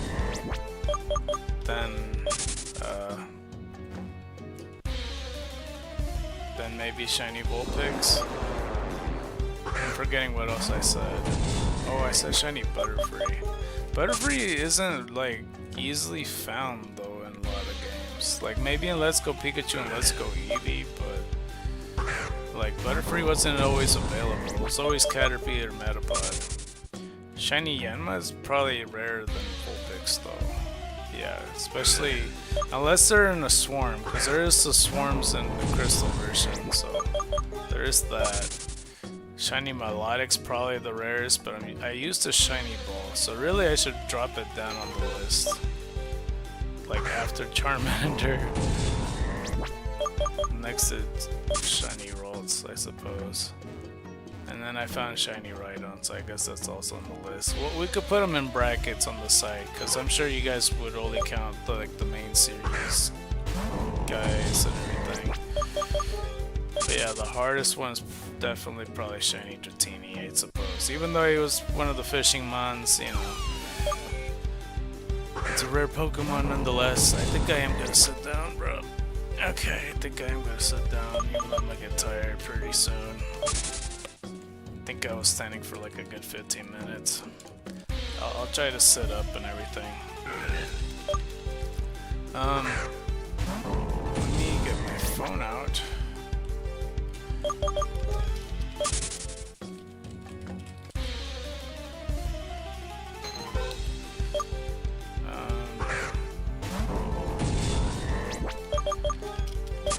Run, and I think what I'm gonna do. What was I gonna do? Shit. Let me look up Takato Digimon. Takato Digimon.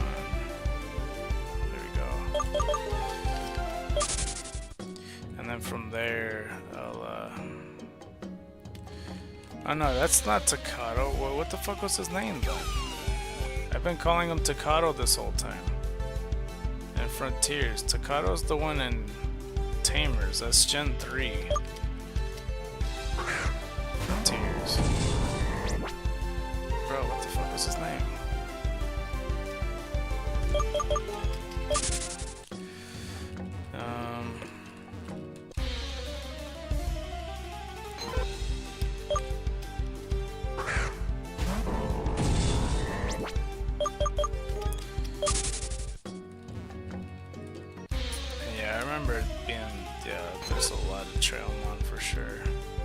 Takuya, that's his fucking name. Takuya, Koji, JP, Zoe, Tommy, and Koichi.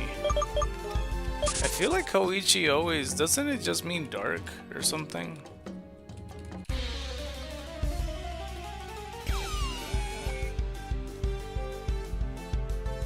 There's Pokemon and stuff.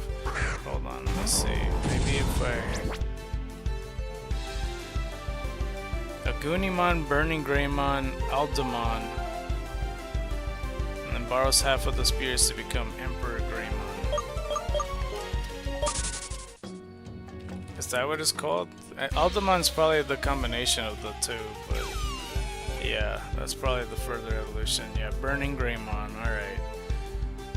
And then the other one is Magna Garurumon, after the Beowulfmon. I don't think the... Because I was trying to think to myself, I really doubt to myself that... Oh, yes, we get another one.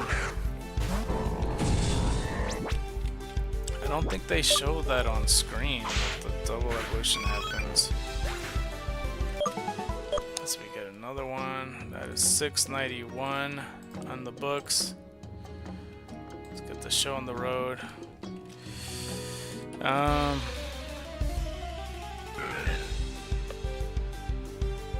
it's just showing all the spirits now. What the fuck? I guess that's a easy way of looking at it.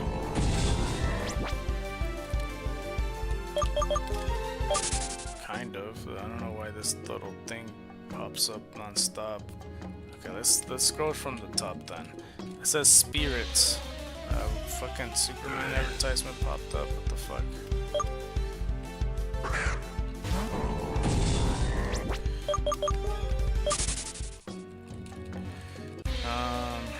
Let's see here.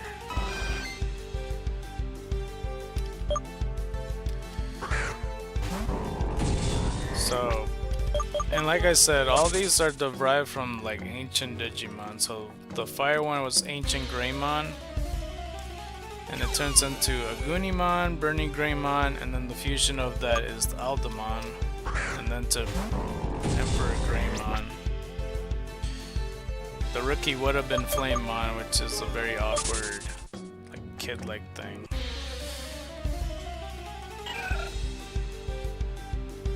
Spirit of Light, Ancient Garurumon, of course.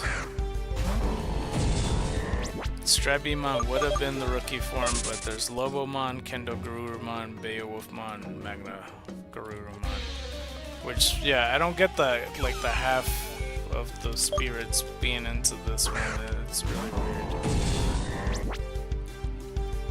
Then it goes to Tommy for some reason on this one. Ancient Megatheriumon, which I don't know. A lot of it's usually always based on the adventure kids or whatever. It doesn't have a kid version, just like Strabimon and Flamemon, but it goes to Kumamon, Korikakumon, Daipenmon, and it stops there. But Daipenmon isn't even in the show, so I think it is in other episodes, however. Ancient Kaizemon, or Ancient Fairymon, because it's Kazemon. Well, I forget. Maybe Kazemon was how it is pronounced, or maybe it was Fairymon. I don't recall. But it says Kazemon here, Zephyrmon, and then Jet Sylphimon. But that, yeah, it is Jet Sylphimon. I like doubted myself last time. It has like the weird fucking ribbon shit. Spirit of Thunder, Ancient Beetlemon. So we got this right here, 692.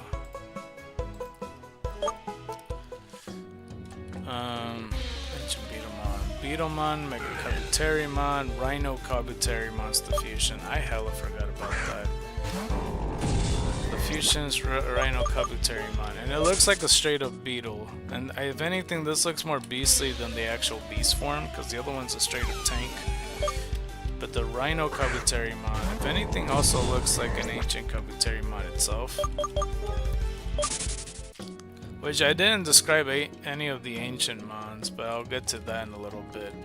But the color scheme is like mostly purple in the base, but like everywhere where there's horns and nails is gold and a little bit of red. But yeah, it just looks like a gigantic beetle from like Halo or some shit like that. But if I were to go back and describe all the ancient mons, Ancient Greymon is like a griffin.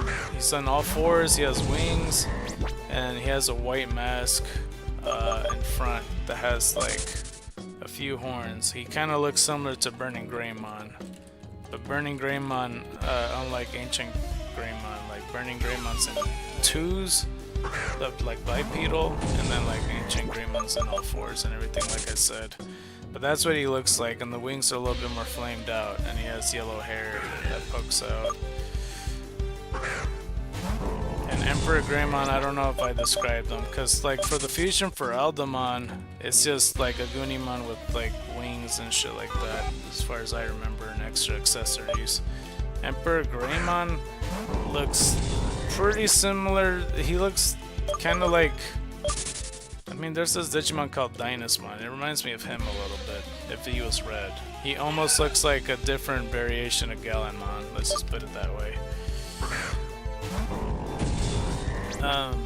But for the Flamemon thing, he just looks like a Goonimon if it was a child, which is good, except he looks more like, you know, he could fit right in Goof Troop it had he had more clothes. But he has red pants, and he's like shirtless from above, and yeah, he has like a Mickey Mouse nose and like red hair, not like a Goonimon who has blonde hair. For the light side, Spirit of Light, Ancient Garurumon just looks like Kendo Garurumon. The difference is that he is standing, and Kendo Garurumon's in all fours. So yeah, he still has the color scheme of mostly white.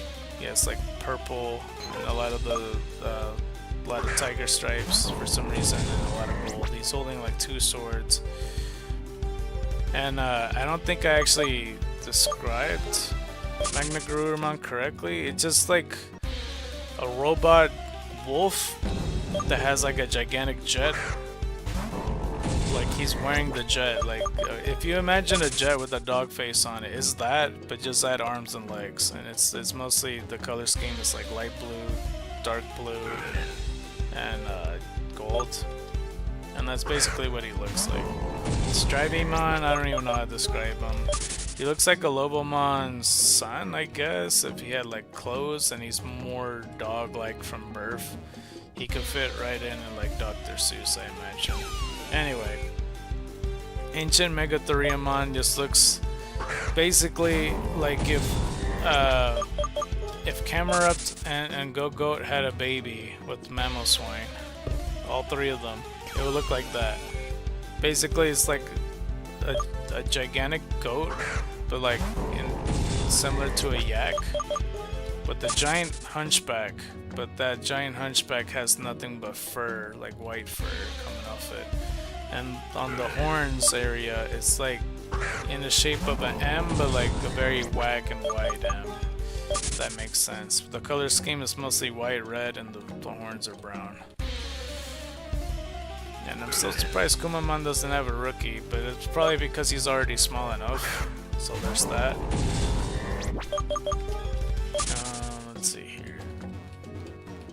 Spirit of Wind, Ancient Kazemon's a bit hard to explain. Similar to Zephyrmon, it's hard to explain. I think it is just called Kazemon. Fairymon's something else. But Ancient Kazemon has like green, a part of his like arms area. Somewhat. Like a lot of rainbowy stuff to her hair, like red and everything. I don't know how to describe them without...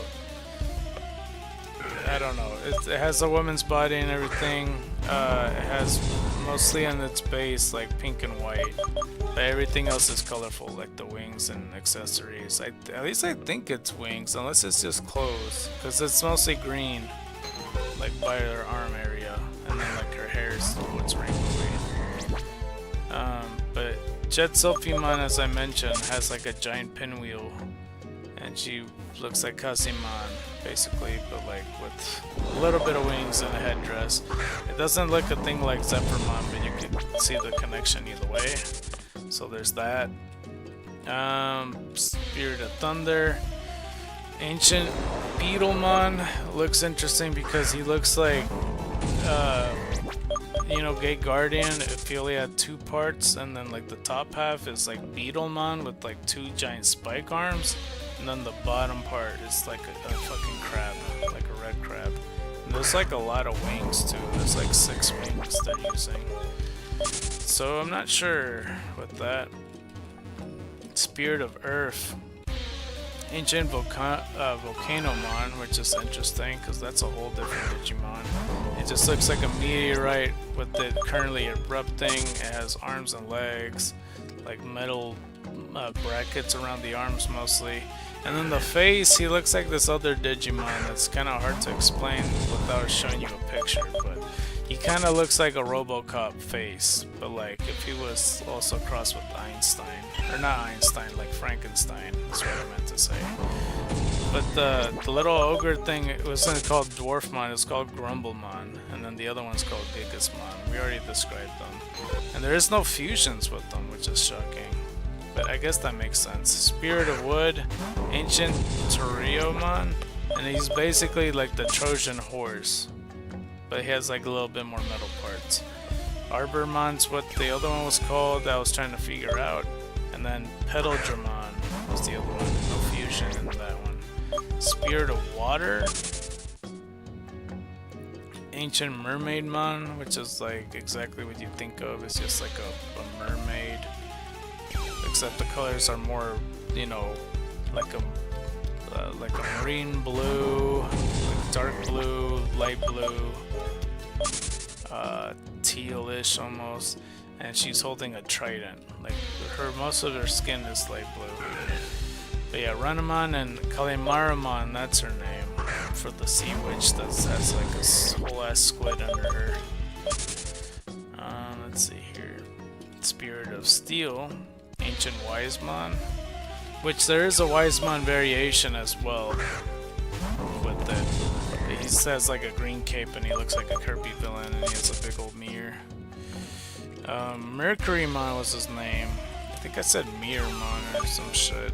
We already described him, and then it says Sakukumon, but I'm pretty sure it's I had the name and I lost it. It's not Seraphim. What was it? What's that enemy called in Final Fantasy? Sephiroth? Yeah, Sephirothmon. Yeah, Spirit of Darkness is the one I'm interested in looking at. Ancient Sphinxmon, which is like an Egyptian cat. Like the one with the statues that has like a weird human face. It looks like that. You know, obviously they're on 4s. Black and gold's what it has, and then like wings. The Digimon is called Duskmon, and then Loimon, and then Belgamon for the dark version, and then Checker Loimon. The other one is called Rihimon? I don't remember if we actually seen it or not. It's like a little spear.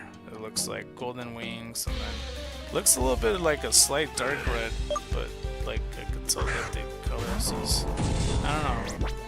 Interesting though. That's Rihimon. I don't remember if he was in the episode though.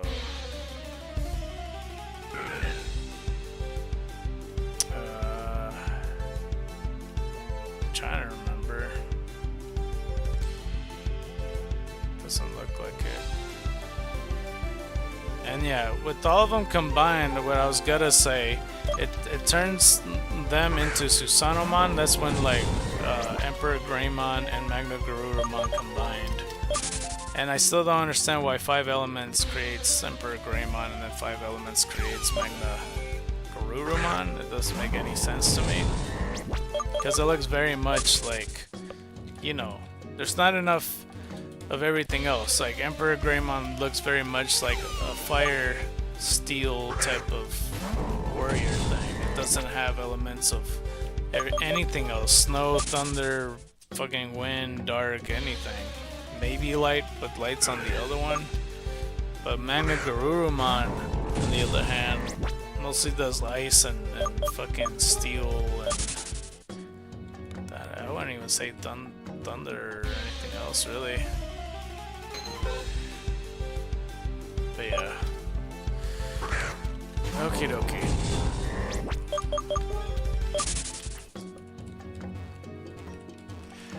Let's go find this other one. I feel like I need to do more commentary today. It's just like I don't want to read quite. I don't know what the word is. Like I guess that's it. I'm like trying to beat around the bush, honestly. I'm not really sure why. I think it's gonna take a long time. But that's not why I'm not doing it. I just feel like doing some other stuff. But we'll see.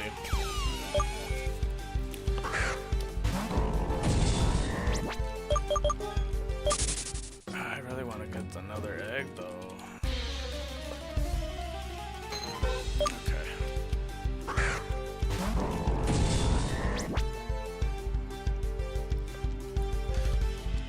Drink more juice. We do have 4 more hours though.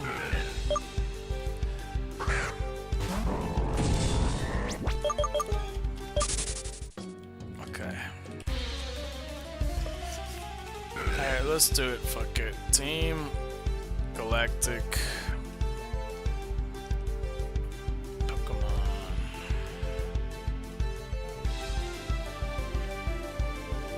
Took a while to type. Before I read that, I'm gonna go message this person right quick.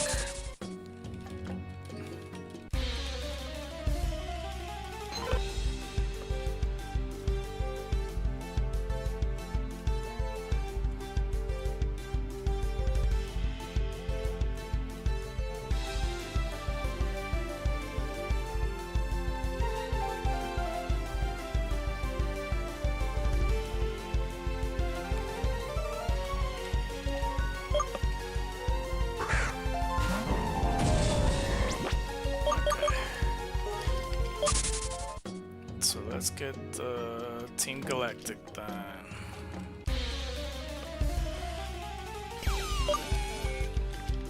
I also feel like it's gonna make me sleep easier, and I don't know. Team Galactic, Ginga done, literally it's Galaxy Gang, is the villainous team with their organization based on the Sinnoh region. Unlike previous villainous teams, their goal is not limited to the Pokemon world, but is the recreation of the entire Pokemon universe. In the core series games, Team Galactic appears only in the Sinnoh game trio of Diamond, Pearl, and Platinum. However, unlike their Generation 3 counterparts of Team Magma and Team Aqua, their impact on the storyline is not affected which of the primary pairs being played until the end. Varying in the Pokemon they summon, though their role does expand in Pokemon Platinum. They return in Pokemon Brilliant Diamond and Shining Pearl, reprising the same role as Diamond and Pearl. Pokemon Diamond and Pearl, Brilliant Diamond and Shining Pearl, Team Galactic first appears in Jubilife City, harassing Professor Rowan and his assistant and trying to get them to give over Rowan's research with the player, returning from Oberg City just in time to help. After this, the player next encounter with the organization the Valley Windworks, where Mars heads up a scheme to steal energy for use in their activities. After she has been defeated in the Valley Windworks, Team Galactic building in Interna City remains as a stronghold on the western side of the region, led by Jupiter. Team Galactic leader Cyrus is first encountered shortly after this, as the player travels through the South Cave of Mount Ornette for the first time, though he does not give his name, and it is not implied that he's involved with the group. After this, Team Galactic remains low on the radar for a while, not appearing again until Billstone City. Their base is set up. After the player meets or beats Maylene, Rowan's assistant will ask for their help in defeating 2 Team Rocket grunts, the same as those in Jubilife City, who have stolen their Pokédex and refuse to return it. Eventually, after Crusher Rake is defeated, a single grunt loitering near the entrance of the Great Marsh will claim to have a bomb but ran away when he is overheard. The player must chase him into the Lake Valor front, Valor Lakefront, where he will finally battle and will run off Scarducha's defeat.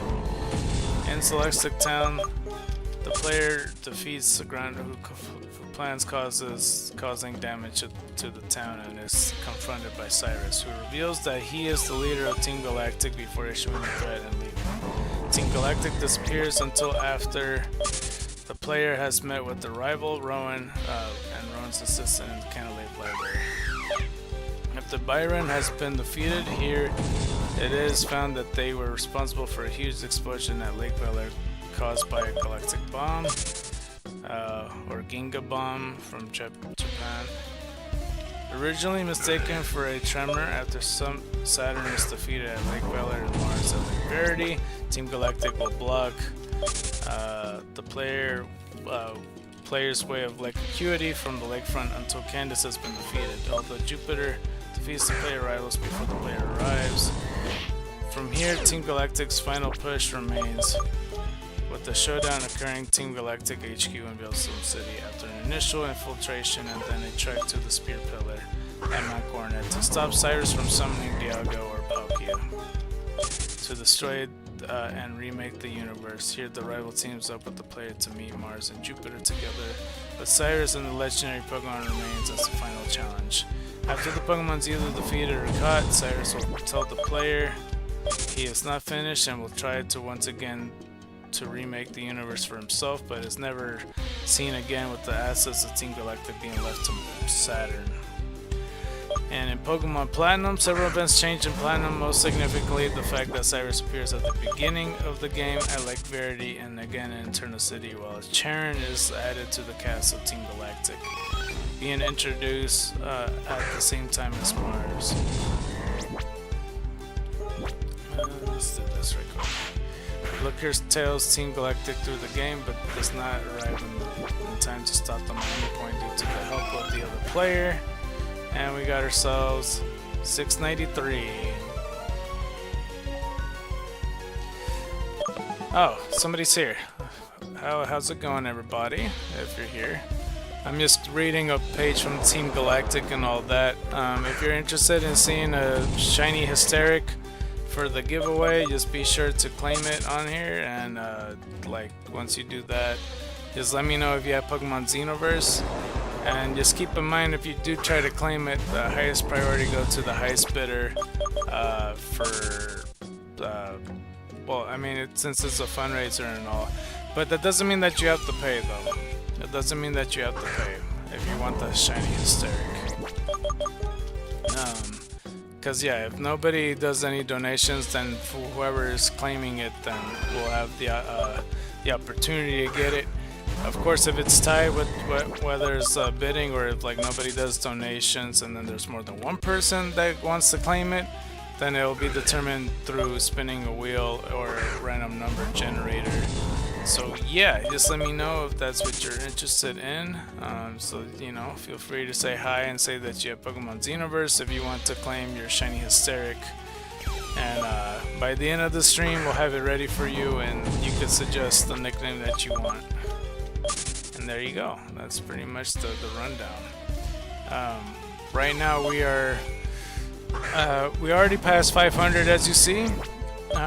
We are now having a 1 out of 500 chance as opposed to a 1 out of 4,000 chance on finding the vintage Eevee. So that's where we're kind of at right now. So I don't know. We've been at this for a while. Yeah, and my sleep schedule's all the way messed up. So like I may sound tired and all that. But yeah, I've been talking about Team Galactic, so I suppose we'll continue reading that, because I don't see anything in the chat at the moment. Let's see here. While Charon is added to the cast of Team Galactic being introduced at the same time as Mars, Looker tails Team Galactic throughout the game, but does not arrive in time to stop them at any point due to the help of the other player. Let's see, where's the other part? From here, their plots remains most identical. However, Cyrus will appear in battle with oh god, my freaking phone. It just. However, wait, what? Hold on, this fucking advertisement just jolted my whole thing up. Several events changed in Platinum, most significantly the fact that Cyrus appears at the beginning of the game at Lake Verity and again in... I already read that part, what the fuck? Be introduced the same time as Mars. Looker tells Team Galactic throughout the game. It just popped up again. But does not arrive in time to stop them at any point due to the help of the other player. From here, their plot remains mostly identical. However, Cyrus will appear at the battle with the player in Celestic Town, while Charon will assist with the penultimate stage of the Red Chain experiment. It is also stated that the plaques of the Eterna City statue of Dialga and Palkia has been removed by vandals, later revealed to be Team Galactic, for research by Cyrus. Through this, the full text of the plaques can be discovered in Team Galactic's HQ. Instead of only Dialga or Palkia being summoned at the Spear Pillar, Cyrus creates a duplicate of the Red Chain to harness both of their powers, knowing the instability it would cause in the universe. The plot extends past the Spear Pillar, with Giratina drawing Cyrus into the Distortion World to prevent the destruction of space and time, and Cynthia and the player following after to make sure that the hole ripped in the fabric of space and time by Giratina is closed, so as to not destroy the world. After Giratina is defeated or captured, Cyrus chooses to stay in the Distortion World, again leaving Team Galactic's assets to Saturn's hands. However, when the player journeys to the battle zone, after becoming the champion, Charon is revealed to still be plotting with the plan to ransom money from the citizens of Sinnoh by threatening to cause Stark Mountain to erupt. Mars and Jupiter joins him in his venture in hopes of finding Cyrus, but decides to quit when defeated by the player once more. Charon goes alone into Stark Mountain's deepest cave. It is here where he is finally arrested by Looker, restoring Sinnoh's safety. And yeah, that's it for Team Galactic. So I don't know which teams to go for first. I guess Charon first, and the person that was in the stream left. Charon is one of the Team Galactic's 4 commanders introduced in Pokemon Platinum. He is Pluto. I didn't even know that. He doesn't look like the rest of them, in my opinion. He appears to be related to Choi due to their resemblance. However, the exact relationship between the two is unknown. In the core series, if it lets me click on it, Charon is first seen in Pokemon Platinum along with Mars at Valley Windworks to get the energy from the Windworks. During his encounter, it is revealed that he joined the team after Mars.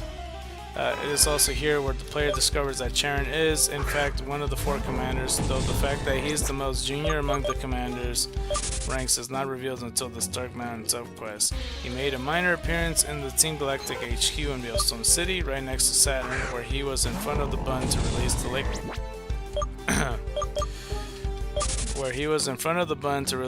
Lake Guardians.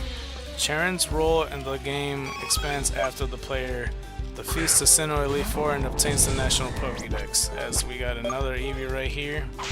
Upon seeing Cyrus and Saturn being defeated by the player. And let's go 694.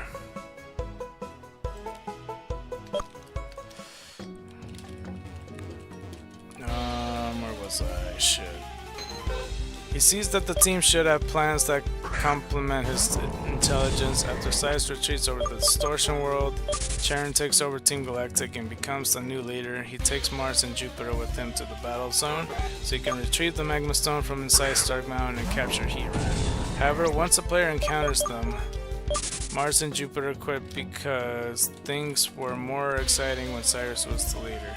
It is also at this time that the National Police Officer Looker has been hunting Team Galactic since the beginning of the game and appears from the inside that previously appeared to be a rock. Arrests Sharon. He is not seen or heard from since. According to a journal in Rodom's room, Sharon discovered information on Rodom's alternative forms. There is also a second notebook which may or may not be Sharon's, that detailed the initial encounter with Rodom. Although Sharon himself does not appear in Pokemon Heart Gold or Soul Silver, or Pokemon Brilliant Diamond or Shining Pearl, in the latter games he is replaced with the Team Galactic grunt in the Team Galactic wallpaper from Platinum. He is still referenced by an old notebook in Rodom's room like a Platinum. And notebooks in Rodom's room, there's a mysterious notebook written by Sharon as well as the second old notebook. Mysterious notebook. The first is a mysterious notebook lying on a table. It reads, "There is a mysterious notebook here. Its age is impossible to tell. It was by pure chance that I obtained information about the Pokemon Rotom. Remarkably, Rotom has the ability to enter and merge with special motors. It is now known that Rotom can make inside a motor almost indefinitely. However, it will emerge that it enters a union room or a Wi-Fi club. Rotom will also emerge from the motor if it is left in the daycare. Rotom may also forget certain moves where it leaves a motor.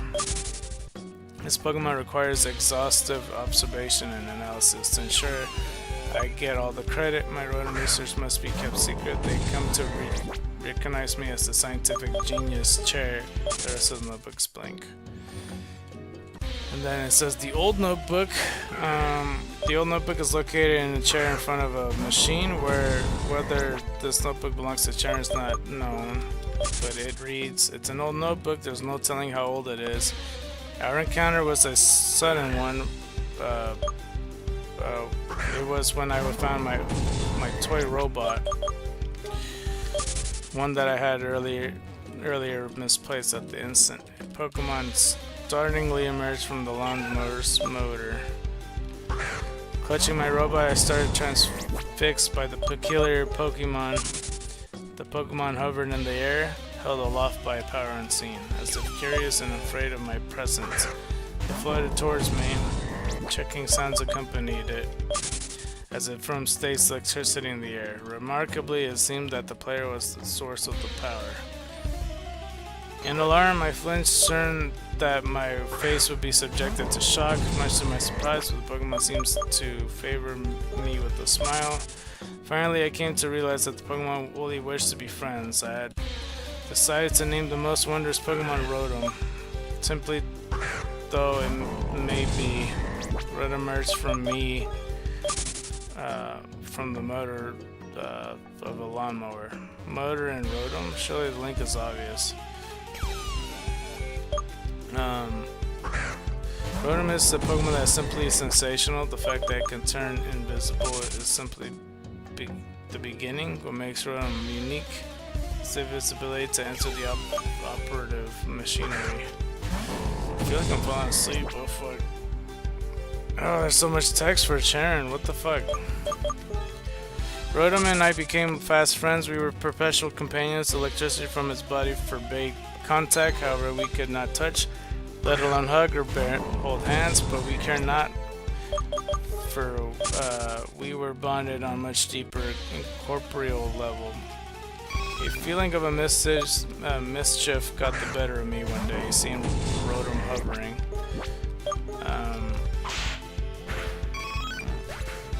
Okay, let's go count this. 695.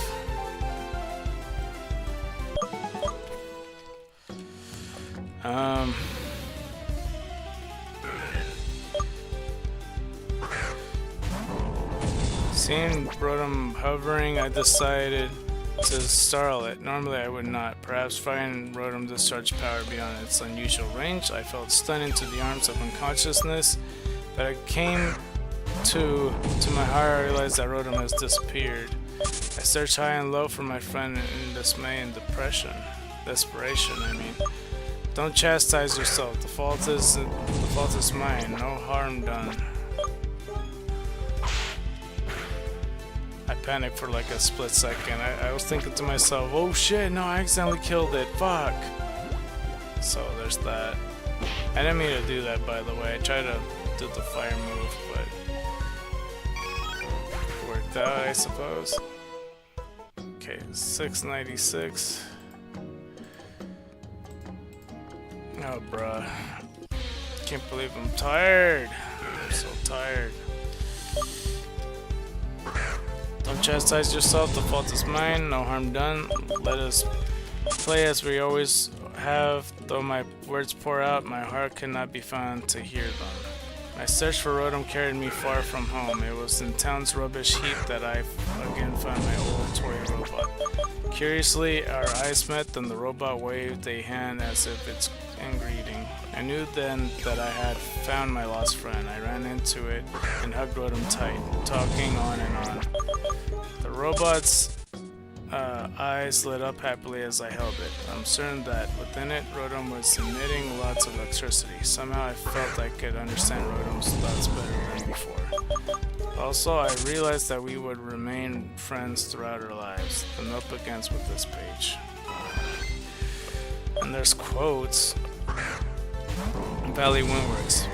My lose to a child, will you? But no matter, we'll collect plenty of electricity. With the power we obtain, we can do something quite spectacular. It seems quite obvious to me, Charon, the genius. Even the boss recognizes. Now, Maz, we should get going. Team Luck. Why is it showing me all the text it has? Where the fuck's this team, dude? What? It doesn't show his team. Why is it showing his dialogue? I swear he has like Pokemon.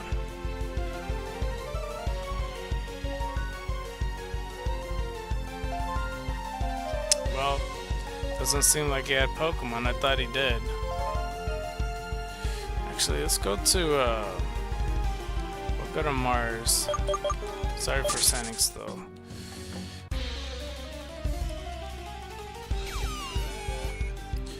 Let's go to Mars first.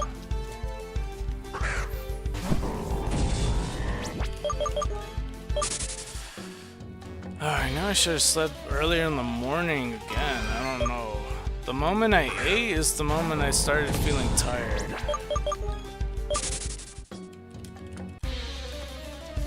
Oh, bruh.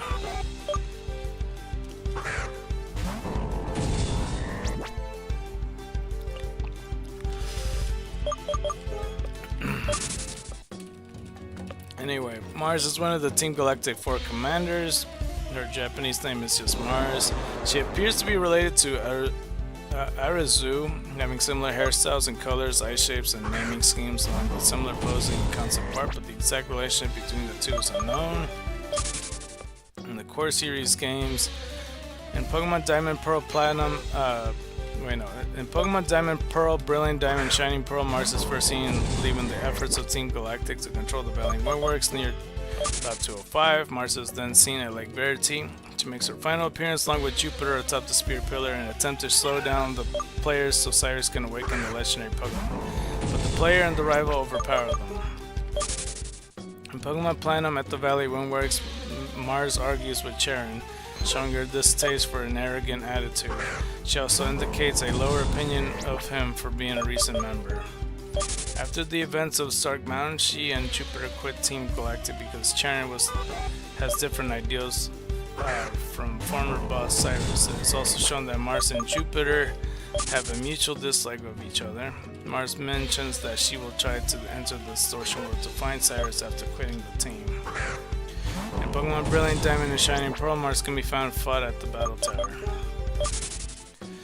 Alright, Diamond and Pearl, first match, she has Zubat and Purugly.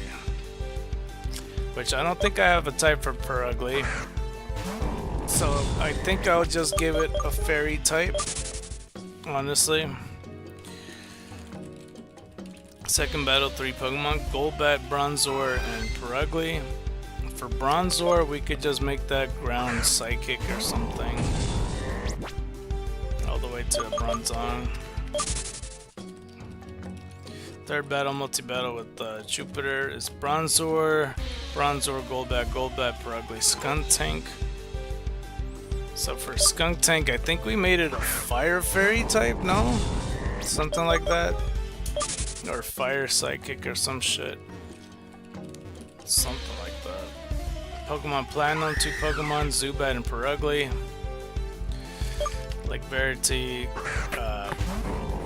there's Golbat, Bronzor, and Perugly. Hold on, let me check it again. Yeah, no, you said Zubat, okay. And then the third battle is with Jupiter, 6 Pokemon, 2 Bronzors, 2 Golbats, and Perugly and Skuntank. Same as last time.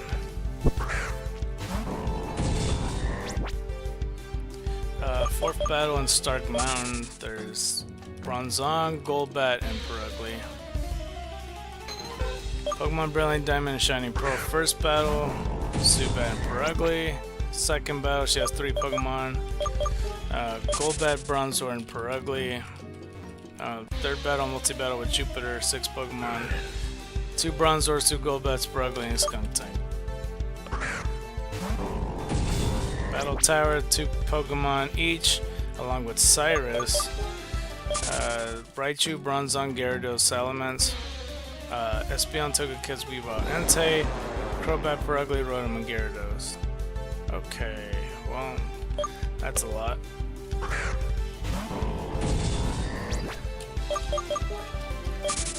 I mean, it's pretty decent teams, I would say. Getting tired again. But yeah, that's it for Mars for the most part. Let's go to Jupiter next.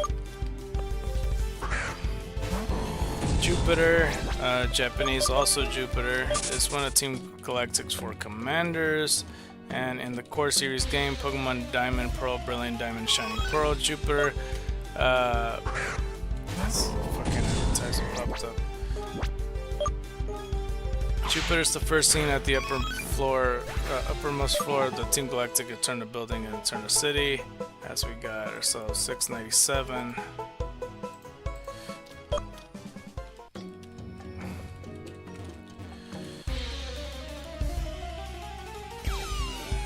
She is also briefly seen at Lake Acuity, where she defeats the player's rival somewhat easily.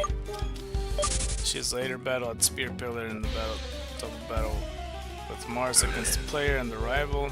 In Pokemon Platinum, following an encounter with the player at Stark Mountain, Jupiter and Mars built Team Galactic because Charon has different ideas from the former boss Cyrus.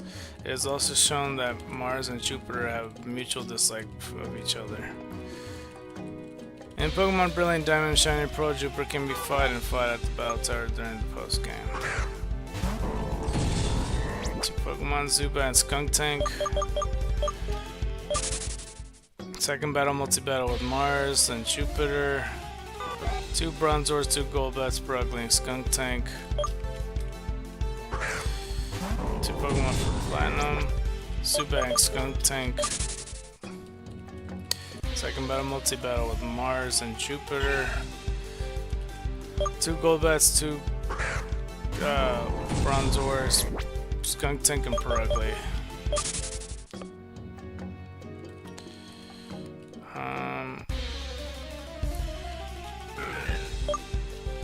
Oh shit, man. 3 Pokemon, Bronzong, Golbat, Skuntank.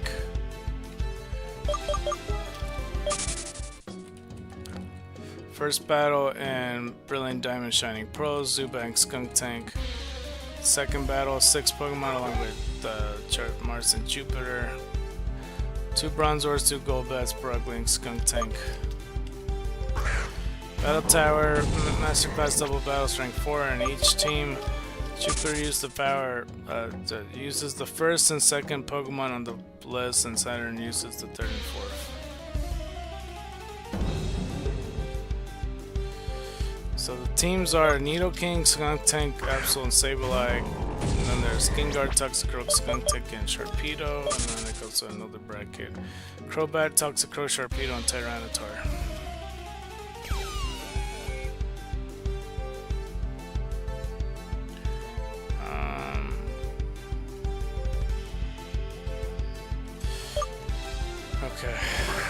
I am getting so fucking tired. I'm not lying to you when I say that.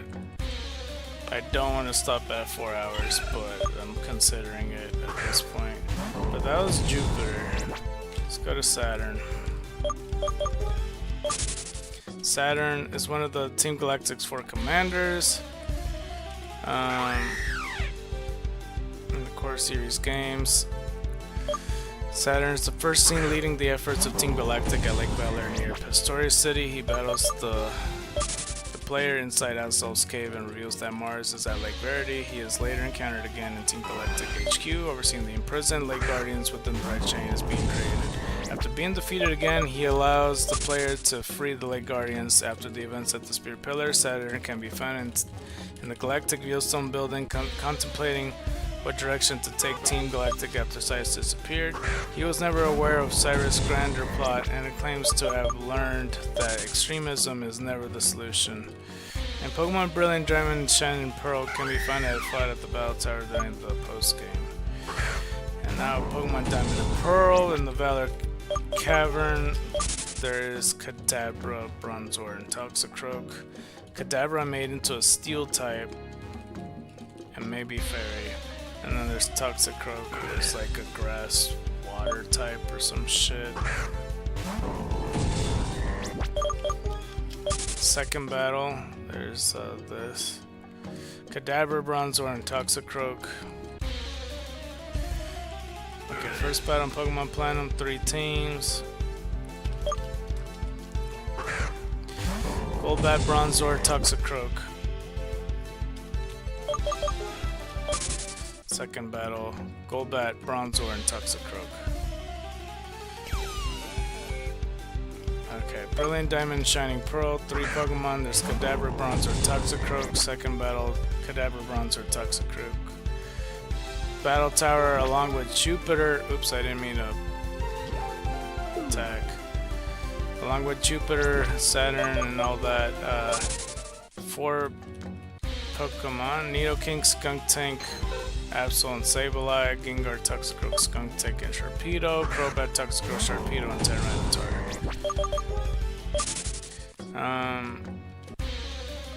Yeah, I mean, that's for the most part.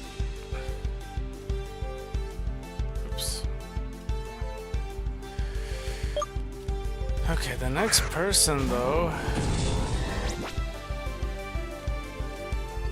It's already the Mars and Jupiter. Let's go Cyrus.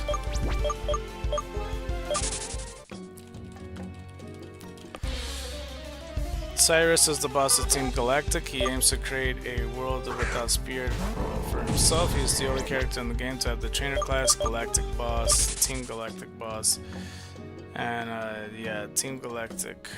That's what he has. His name is Akagi.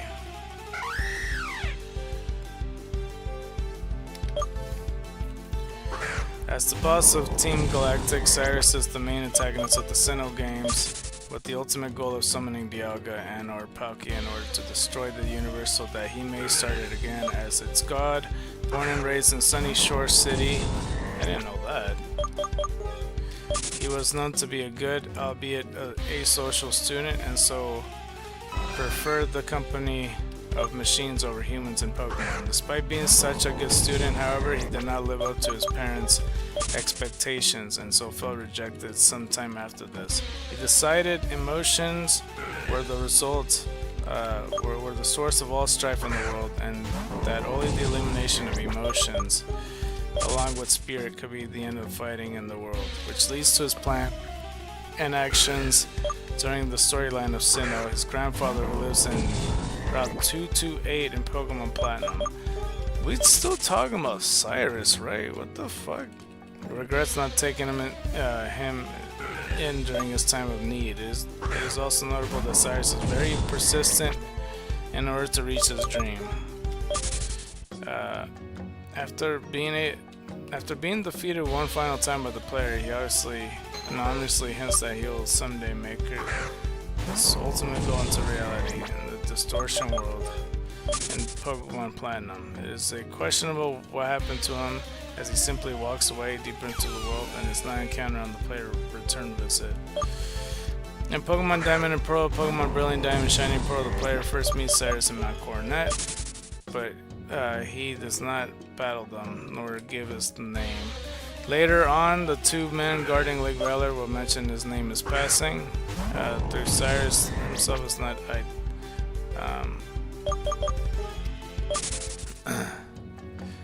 the player meets Cyrus in Mount Coronet, but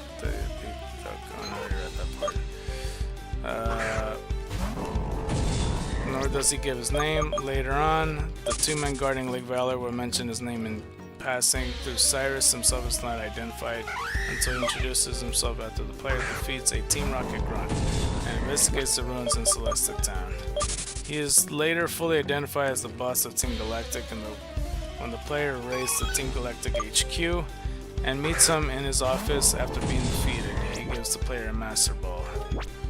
Which, let's just do this, and never mind, we ran out of that. Okay, we got like 14 Flame Bursts? Something like that, so that'd be like about 6-7 Eevees.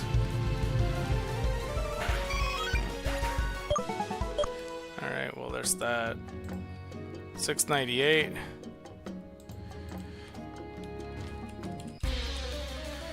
Claiming he doesn't need it for what he's planning when he's talking about the Master Ball, that is, and telling the player to free the Capture Lake Guardians if they say so wish, as they already served their purpose to him at the Spear Pillar. Cyrus used the red chains to summon Dialga or Palkia, intending to use his divine power to create a new world where he will be a deity. However, the Lake Guardians stop the creation process and destroy the red chain, thwarting Cyrus' plan.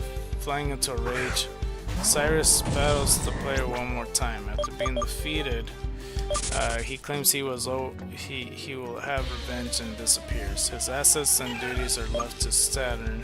In Pokemon Brilliant Diamond and Shining Pearl, Cyrus can be encountered and fought alongside Mars at the Battle Tower during the post-game. Oh boy. In Pokemon Platinum, Cyrus' role has expanded a bit,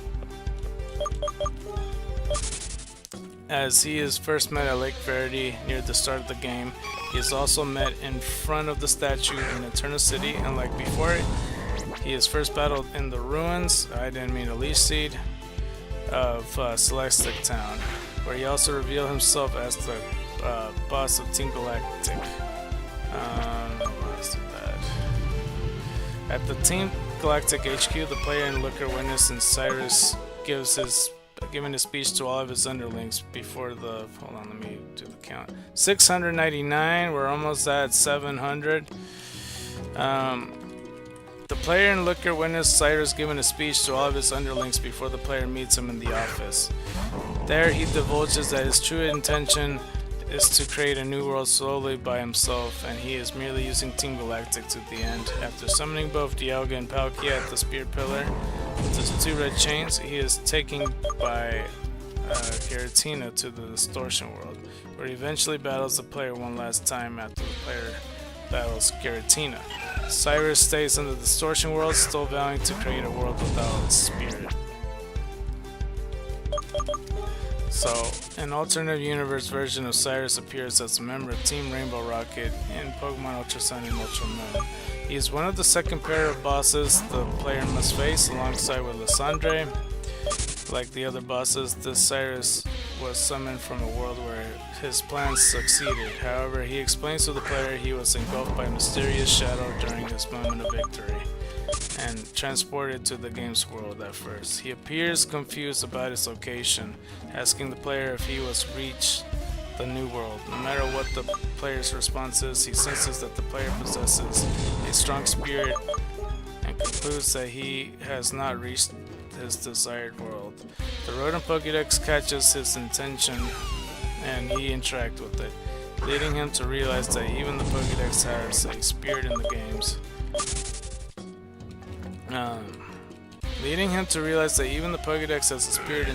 World. Resolving to remove the human spirit from the world he is in and bring it to a perfect state, Cyrus challenges the player using Dialga and Palkia as part of his team. After losing, he realizes upon Rotom's suggestion that the source of the player's strength is their friendship with all Pokemon, and promises that he will not do anything to the game's world. Deciding instead to return to the perfect world that he created, Cyrus gives the player the Galactic Key, which allows them to undo one of the locks in Giovanni's headquarters. He is later returned to the original world by Colress off-screen. I don't think I read any of that correctly, bro.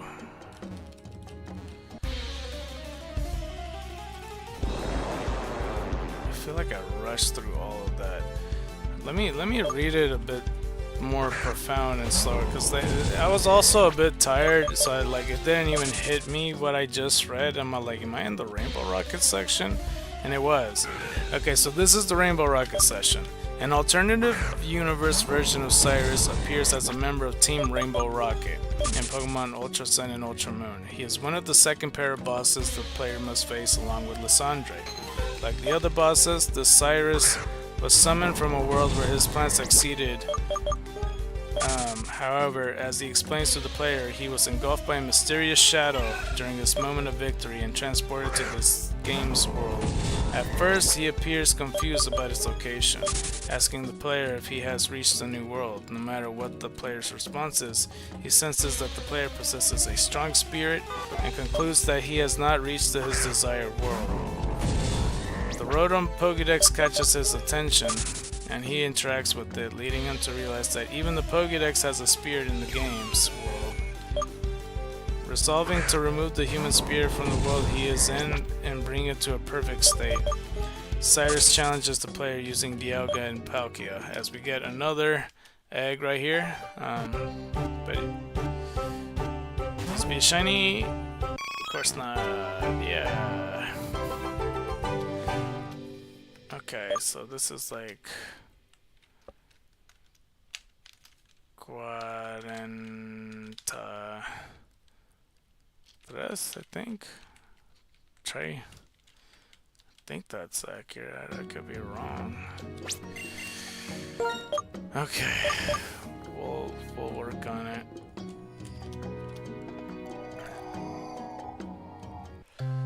You still don't have a fucking egg? Are you serious? Brother. And this is already, yeah, it's 42. This is 43. How do you not have it yet? Runaway, neutral ability, sturdy body. Okay.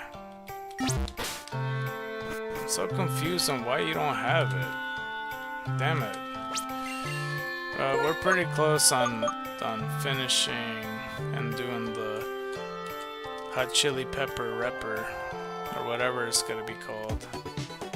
He does have flame burst. The flame burst, I don't want to say thirst. Hurst? I don't know. And then there's the seed bomb, the seed time bomb.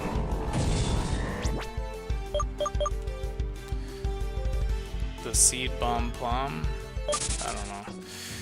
Anyway, Cyrus challenges the player using Dialga and Ultra Sun and Palkia and Ultra Moon as part of his team. After losing, he realizes upon Rotom's suggestion that the source of the player's strength is their friendship with all Pokemon, and promises that he will not do anything to the game's world.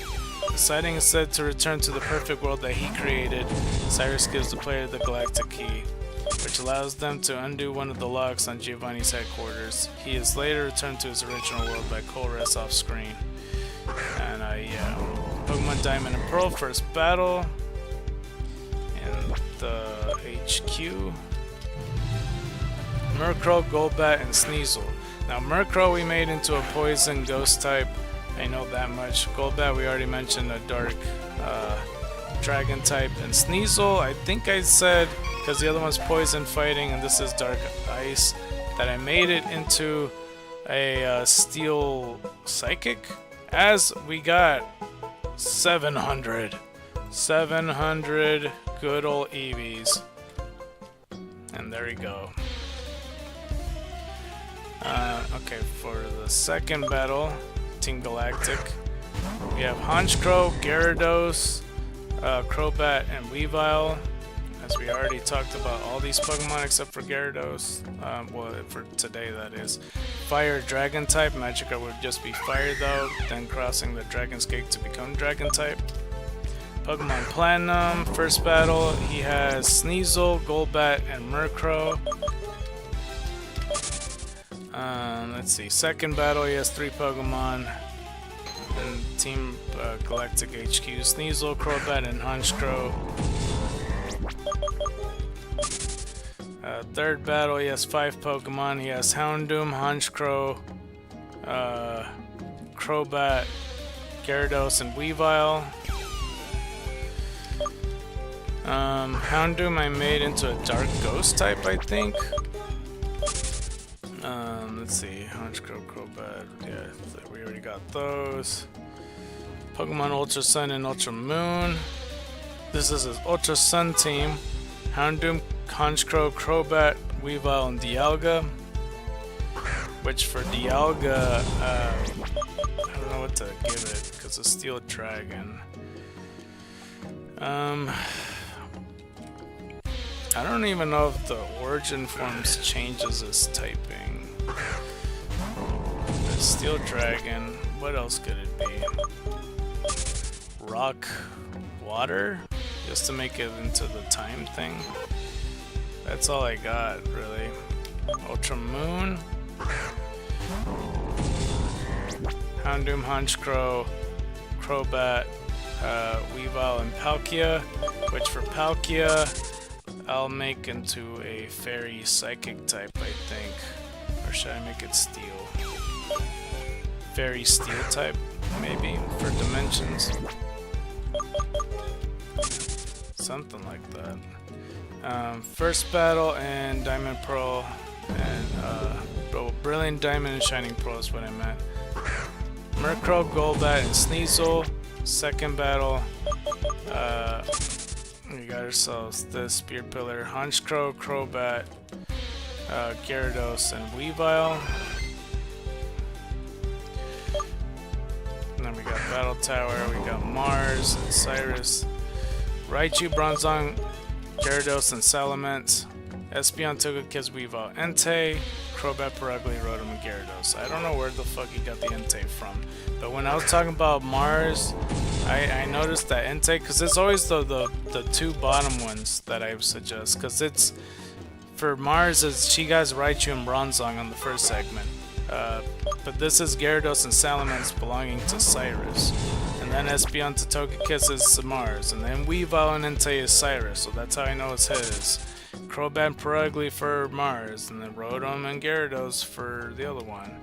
And I think that Rotom is Rotom Heat, because I see Overheat on there.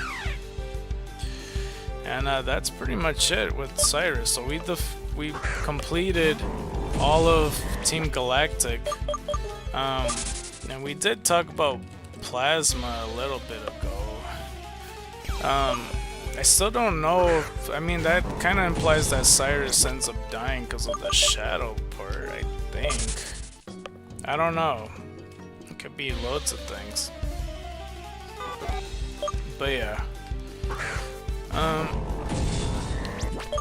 Unless, I don't know. Doesn't make total sense to me.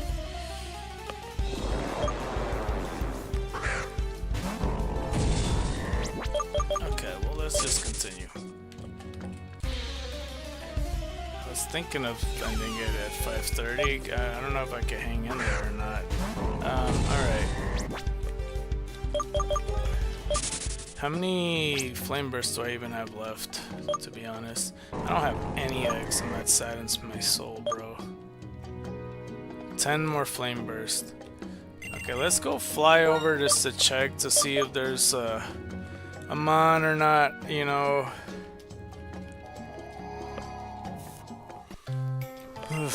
Nothing. Oh my gosh, bro. They hate each other so fucking much. I'm running out of thumbnail ideas, man. I use all the Pokemon. I already used like 12 of them, dude. I should have used Ditto a long time ago, that's for damn sure. I might as well do Ditto again soon, to be honest with you. Can't believe they don't like each other. It's like, why? Why you fucking hate him, dude? Why you don't like him? He didn't do shit to you. Okay, hysteric.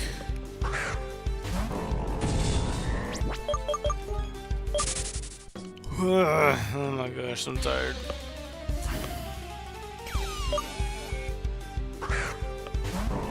I might actually end it at 3, I don't know. I might have to take a nap again.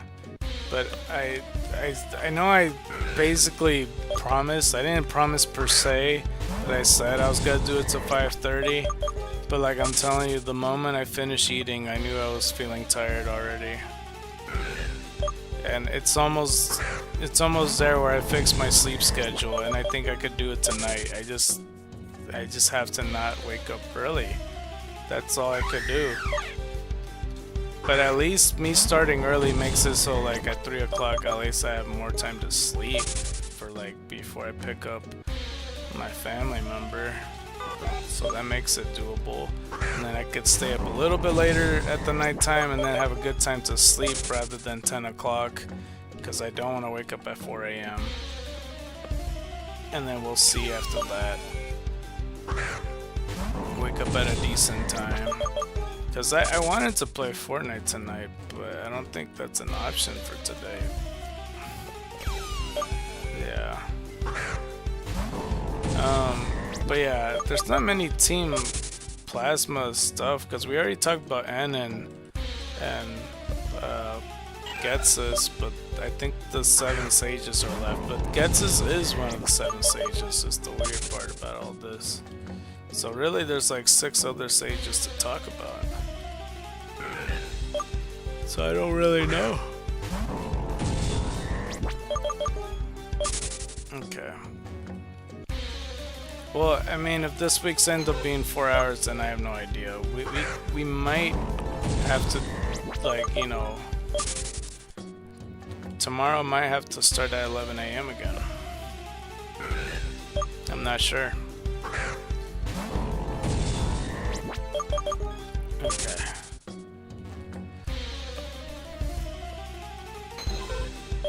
Another ditto.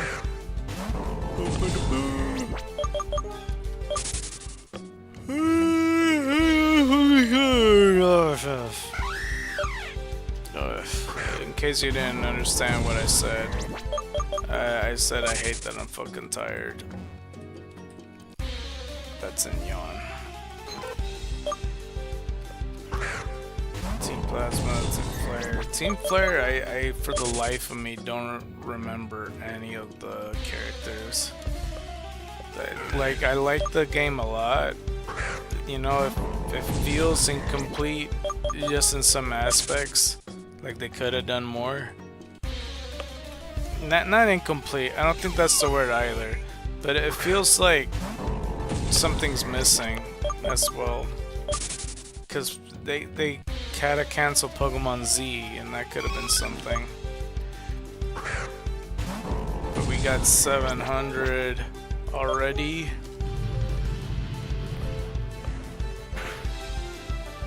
You're still alive, you fucking...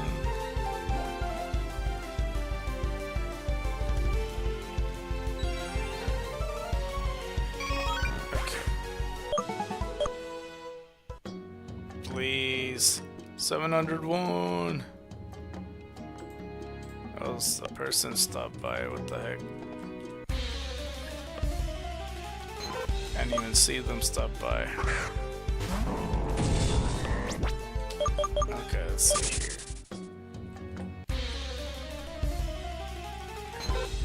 Jigglypuff. Whoop.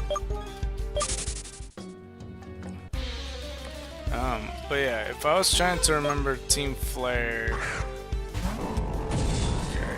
I just can't. I think I only know a little bit just because, like, when I was, you know, looking through the Bulbapedia, that's when I remembered, but even still then I forgot all of them. Team Skull, I remember all of them pretty much, but we covered them all, didn't we? Isn't it just Guzma and Plumeria? Like, there's nobody else that's important on Team School but them, right? So it's like, how the fuck am I gonna do that? Aether Foundation, we already covered Faba. I don't know if Wiki has a Pokemon or something. We shall see though. Okay. I think I am gonna have to sleep early though today. I do apologize. My sleep schedule's still pretty fucked. I thought I would be more awake than this. I really did. Bruh. We'll give it a shot though.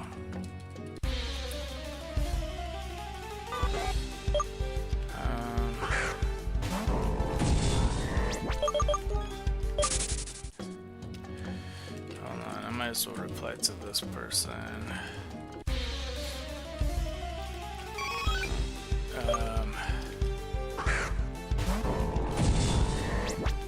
Let's see,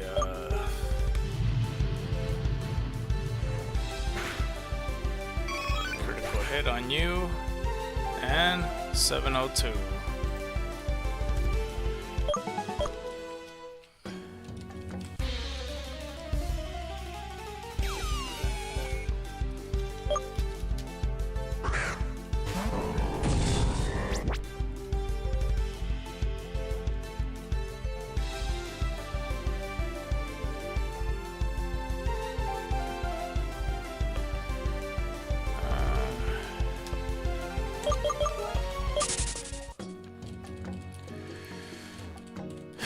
I'm just waiting for the 4 hours thing, just like it's at least a little bit more complete. Who knows?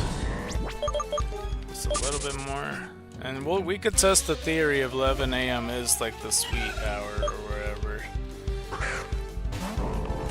kinda also want to check if there's a Pokemon egg at the place. Let's just do that right quick. I was doing so much better in the first 2 weeks, except for like one of the days. He still doesn't have it ready for me. Dude, what is happening? That doesn't make no damn sense. How do you not have it ready? Like, I can't even do it right now. They legit hate each other's fucking guts. That's insane.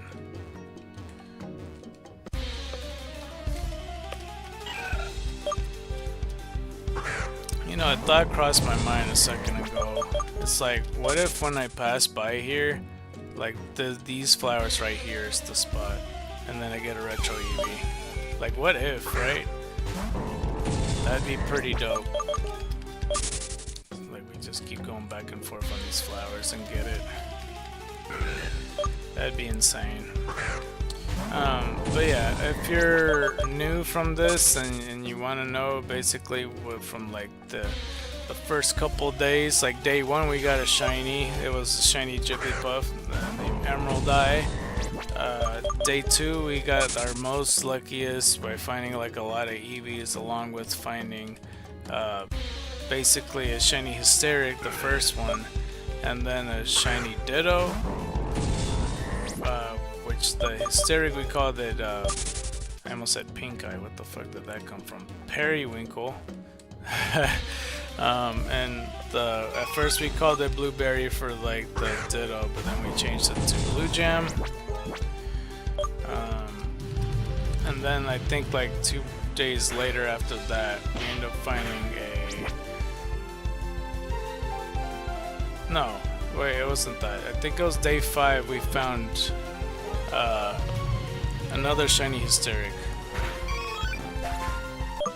And then like around day 7 or 8 we found like a shiny Nosepass, and we called it 49er because it's like the minor 49er, and they're like gold. And you know, in the football team the colors is like yellow and red, or gold and red I should say. So I don't know, I think it's pretty fitting. Okay, you know what? Let me test it out on these flowers right here. Like, these are the flowers. These hidden flowers. Well, we'll keep... How about that? We'll keep taking turns on each flowers. And then we'll see. Maybe there's some extra luck on one of these. Maybe. Maybe I'm just putting in false superstition for no damn reason. I don't know, bro. I don't know. It could be. Lady in. I just need I need a jolt of adrenaline right now. If I could run into a shiny, then that'll keep me up, I bet. I feel like I'm close to a second wind. I think. I can't tell. Nose pass. Alright. Let's just keep running out down here until we get an Eevee.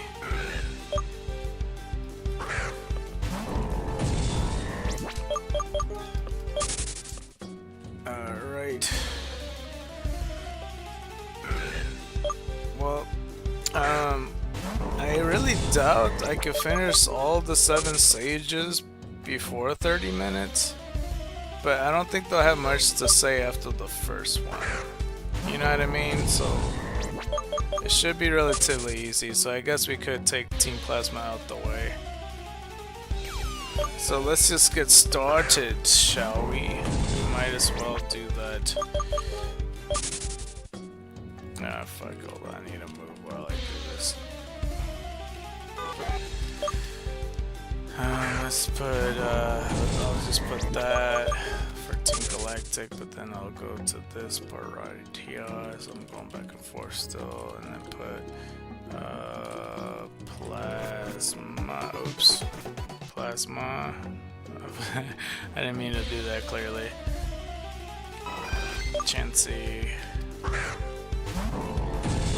Team Plasma, oops, I did it again, fucking I hate when that happens. Team Plasma is the villainous team with their organization based in the Unova region. Team Plasma's original goal was to liberate all Pokemon from their trainers by either manipulating the trainer to release their Pokemon or by theft. Getsus, Team Plasma's true leader, exploited the group in an attempt to rule Unova as the only one with Pokemon. Let's see. 2 years after Team Plasma's defeat, the group returned with the new goal to rule Unova by freezing it using Kyurem. A small group from the original Team Plasma was still loyal to N and took upon themselves to take care of weakened Pokemon in the wild. And then in the core series, and it's showing a spoiler warning, Pokemon Black and White. Team Plasma's met earlier in the game. Getsus appears in Accumula Town where he is holding a rally trying to get people to join Team Plasma's cause. Following this rally, the player will be approached and battled by a person named N. After this, the player will next come across 2 Plasma Grunts at the Dream Yard in Strighton City who are trying to capture Amuna in order to get some Dream Mist to spread their message in people's dreams. After defeating them, here they will steal a young ghost Pokemon and hide them in Wellspring Cave located in Route 3. The player will team up with Sharon and save the Pokemon. Wait, hold it. There's 2 Charons then? Wait, or what the fuck was his name? What was the Team Galactic one name? Was that not Charon as well? Just realized. Well, I don't know. That threw me off. I'm like, Charon's here, what?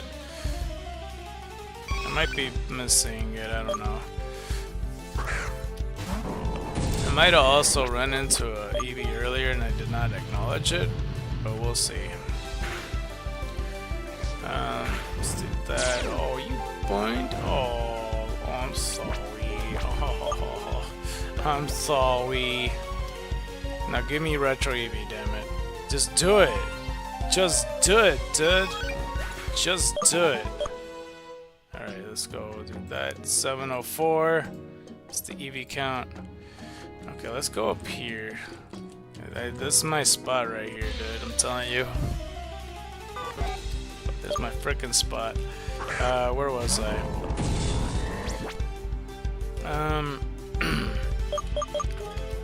Hold on, let me heal my Pokemon before I forget. Oh, there's one more super potion. That's fucking depressing.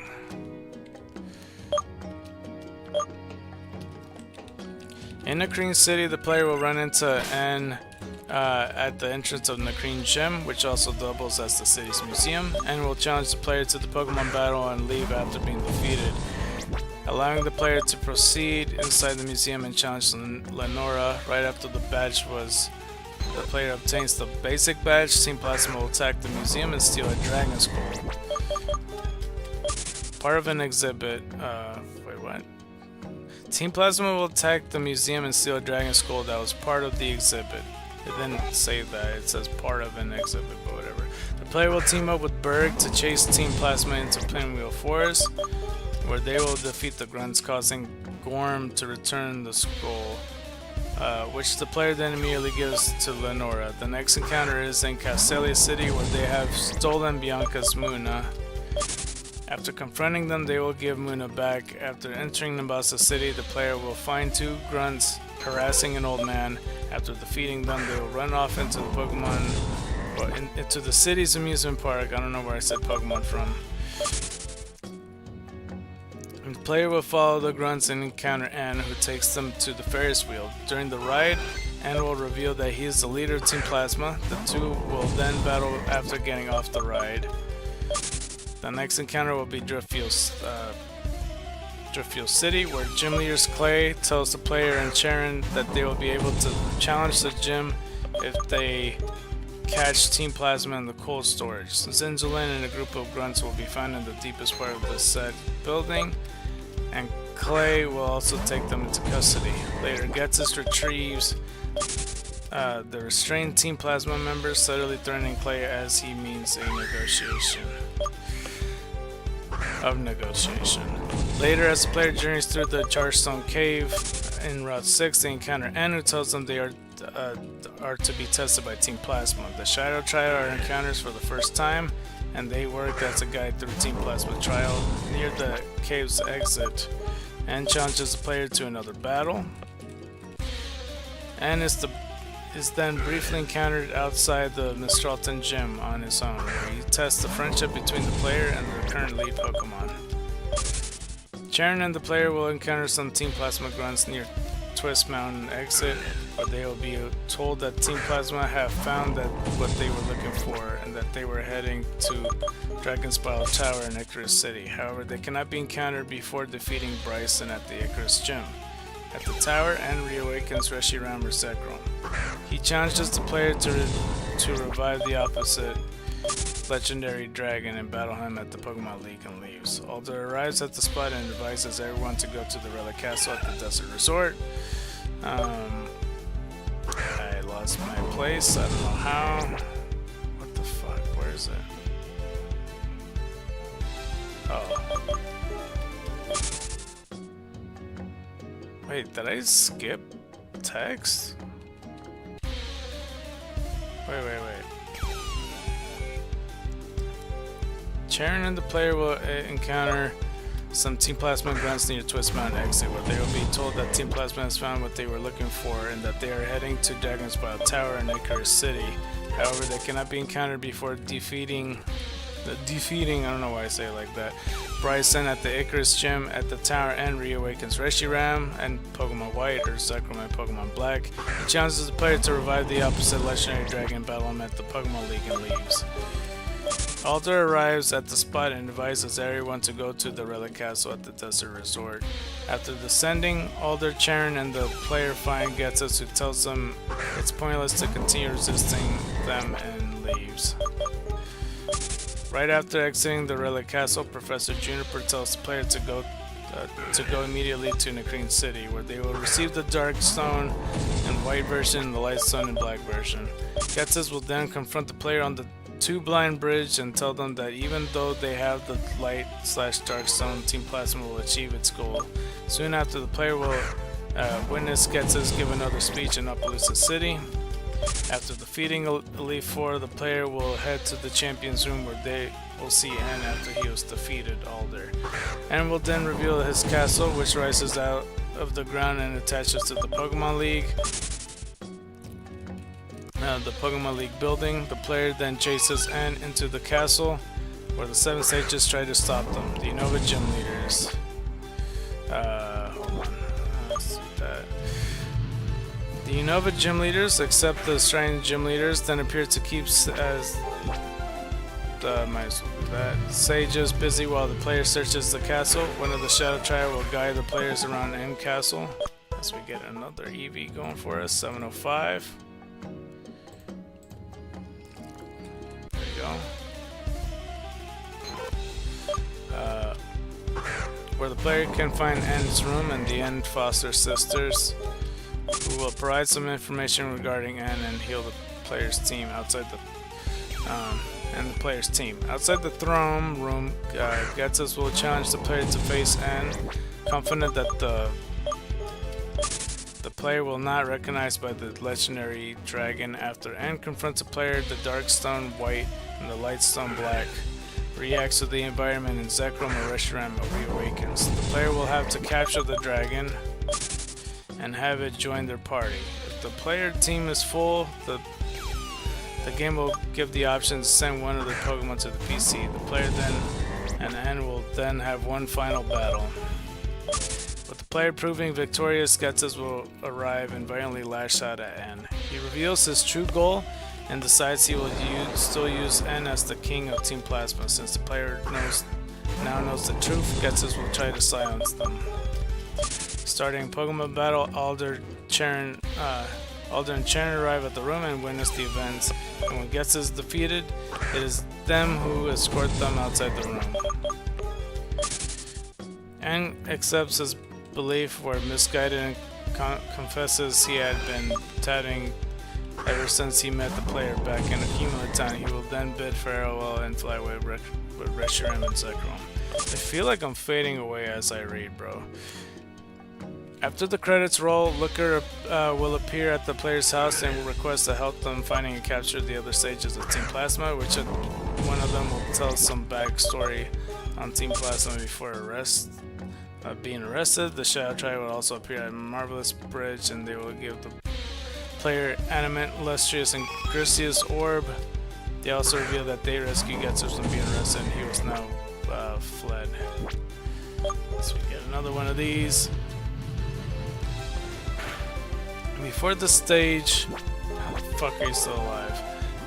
Bring vintage Eevee, please, retro Eevee. Before the stage, Ryoku is addressed at Relic Castle. He says that he was planning to catch the Pokemon Volcarona and gives it to Getsus. So we get another Mon, 706.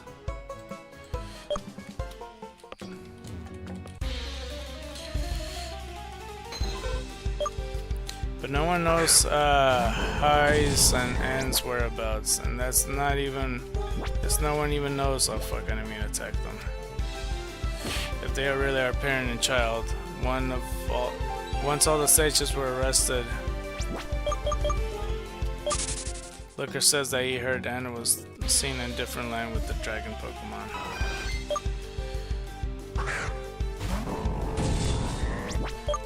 I'm about to be level 50, dude.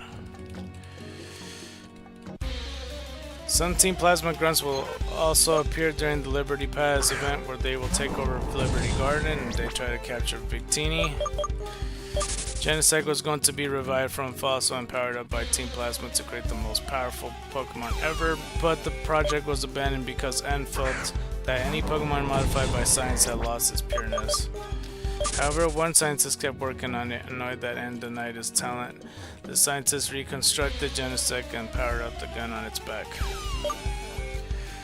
As a part of Getsus' plan, Team Plasma had set up a laboratory in N's castle, which was used to attack and break security around Amanita's Pokemon storage system and gain master access to it. With the intentions of releasing every Pokemon that ever was stored there, Team Plasma had everything ready to begin releasing Pokemon, but his plan would have only be carried out on N's command, since N and Getsus and Team Plasma were ultimately defeated by the plans. The plan was never executed. Oh my god, there's so much. And then there's Pokemon Black 2 and White 2. In Pokemon Black 2, White 2, Team Plasma is broken into two different forces. One force remains loyal to N and seeking atonement, dedicated itself to the protection of Pokemon that they were separated from the trainers, and the other is loyal to Ghetsis and serves new purpose to take over Unova. Now, new Team Plasma first appears at Flockasy Ranch, where they try to steal a herdier, but they are stopped. They are found again in Burbank City, where they attempt to steal the player's Hugh's Pokemon after fending them off. Hugh believes that they have retreated at Castle City, or Castelia City, where they are found in Celestia Castelia sewers. Colress appears in the sewers, where he mentioned he has researched how to draw at the most strength from Pokemon. After defeating Berg at the Castelia gym, Colress will use the special machines to clear the Grustle, blocking off Route 4. In Mombasa City, Team Plasma is confronted by Hugh, who demands answers from them about a Pokemon kidnapping and spirits the city. After completing the Pokemon World Tournament, the player Hugh Charon confront Team Plasma on their ship, which has docked at BWT. There, Zinzolin appears and reveals that they have new plans to take over the Unova region, before telling the Shadow Triad to remove the trio from the ship. After winning the Mistralton Gym, Professor Junior presents the player to Opelousas City to find out more information about the legendary dragon Pokemon from Drayden. On the way, the player and Hugh encounters Zinzolin and Lacunos, I said that's so weird. Lacunosa town, where they battle him and Grunt in a tag battle. It's because I almost said something else when I said Lacunosa town, whatever. Following the player's victory at Opelousas City, or Opelousas Gym, Team Plasma begins their operation by covering Opelousas City and nearby routes with ice in search of Drayden's DNA splicers. They are quickly defeated and retreat to the seaside cave, although Opelousas City remains frozen for some time. After winning at the Humalite Gym, the player heads to Route 22, where Colress gives them this device to make the crustal roadblocks disappear. Upon making it past the crustal, the players defeat the Team Plasma members inside Plasma Freshgate, but once again is removed from the ship by the Shadow Triad and watches the ship fly off. They track it down to the giant chasm, where once again they must fight their way through the ship. Upon defeat of Zinzolin and the new boss Colress, Ghetsis reveals himself as the true mastermind behind Team Plasma. He again reveals that he has never intended to liberate Pokemon 2 years ago. It was just a ploy to get N to follow his plans. After defeating the Shadow Triad, the player gives chase to Ghetsis and finds him in the deepest part of the giant chasm, where he summons Kyurem.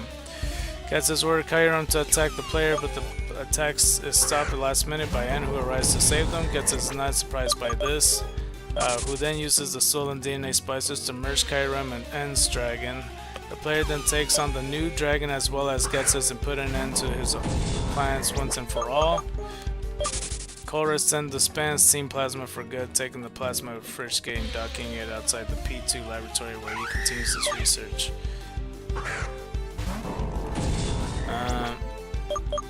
There's also a group of former Team Plasma members still loyal to N, who resides in the house just above Driftfield Gym, with Rude, Anthea, and Corcordia.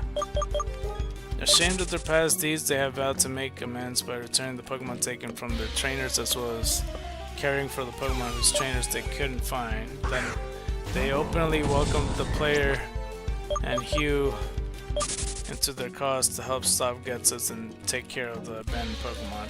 As such, Rude gives the player N Zorua, deeming them a caring trainer.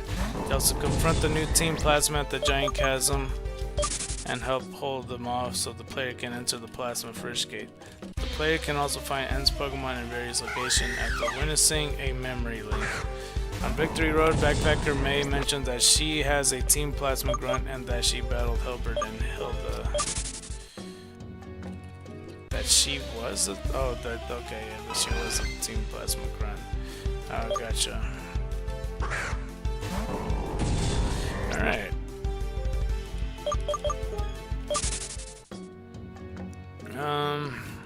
The Team Plasma layout looks different.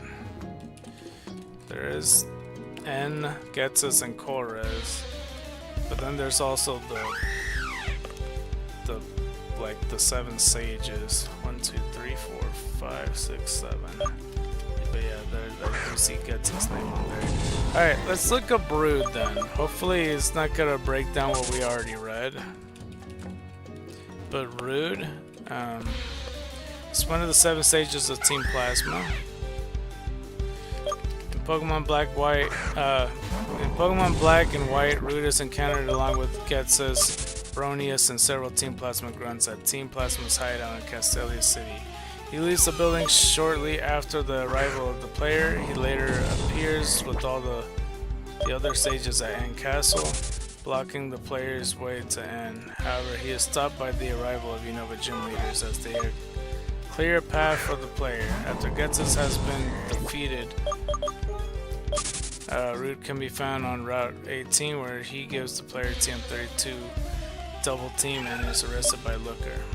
In Pokemon Black 2 and White 2, Root is encountered with Anthea and Concordia and several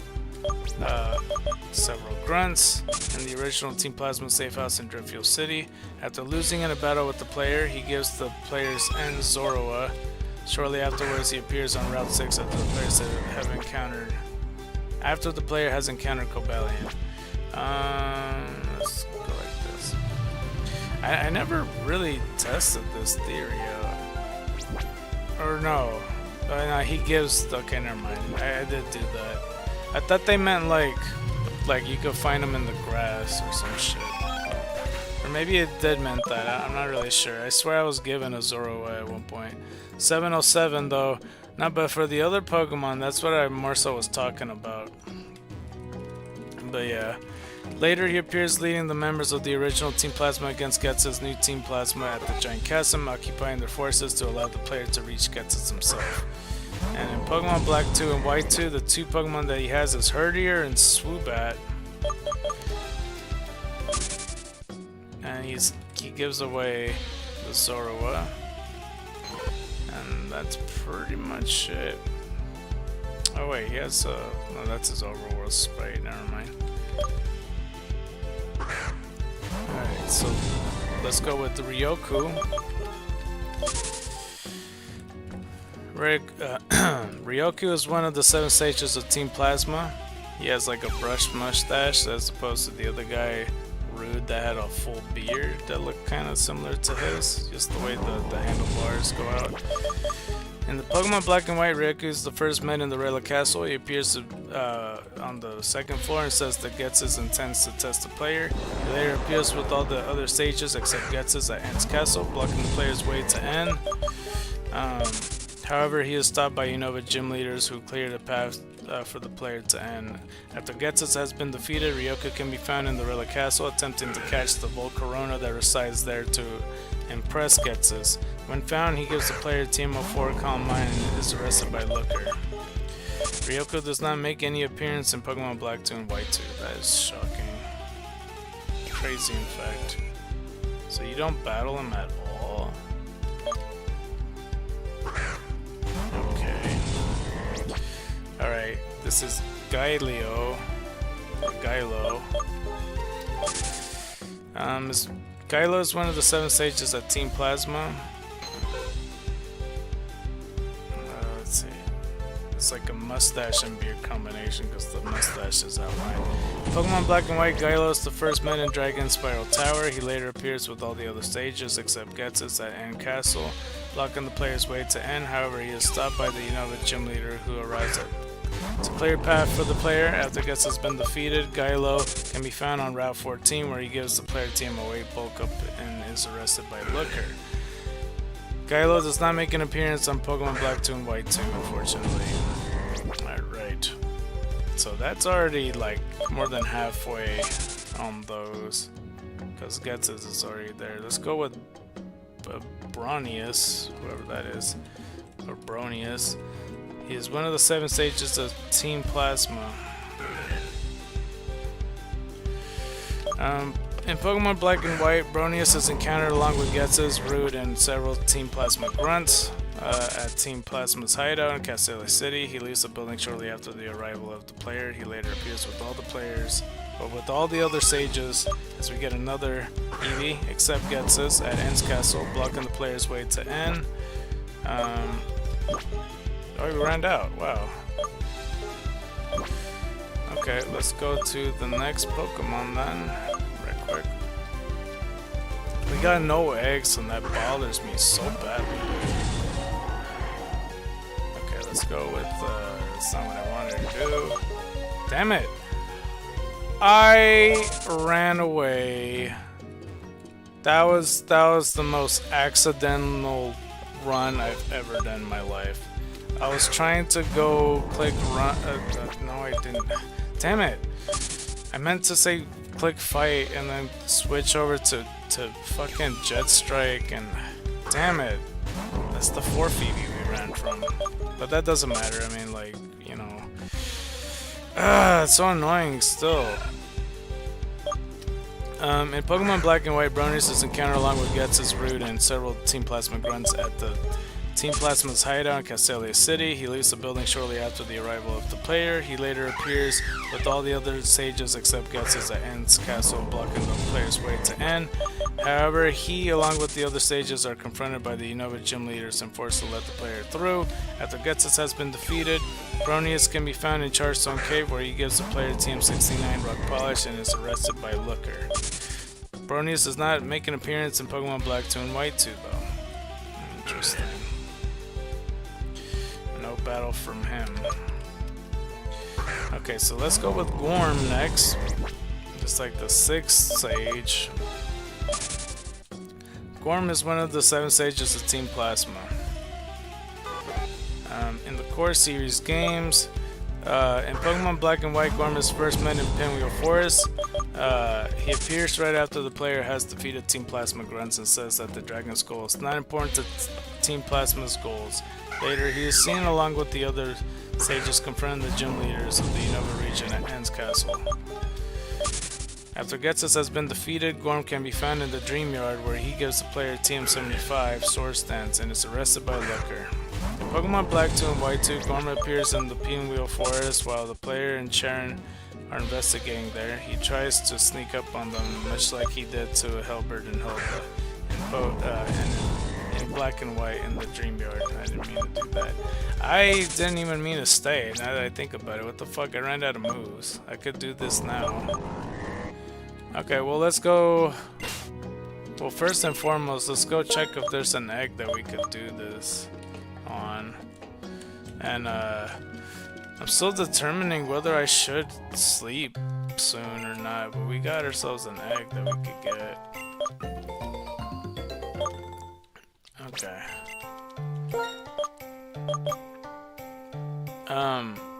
And hopefully there's another egg coming up. Okay, let's go like this. Let's heal.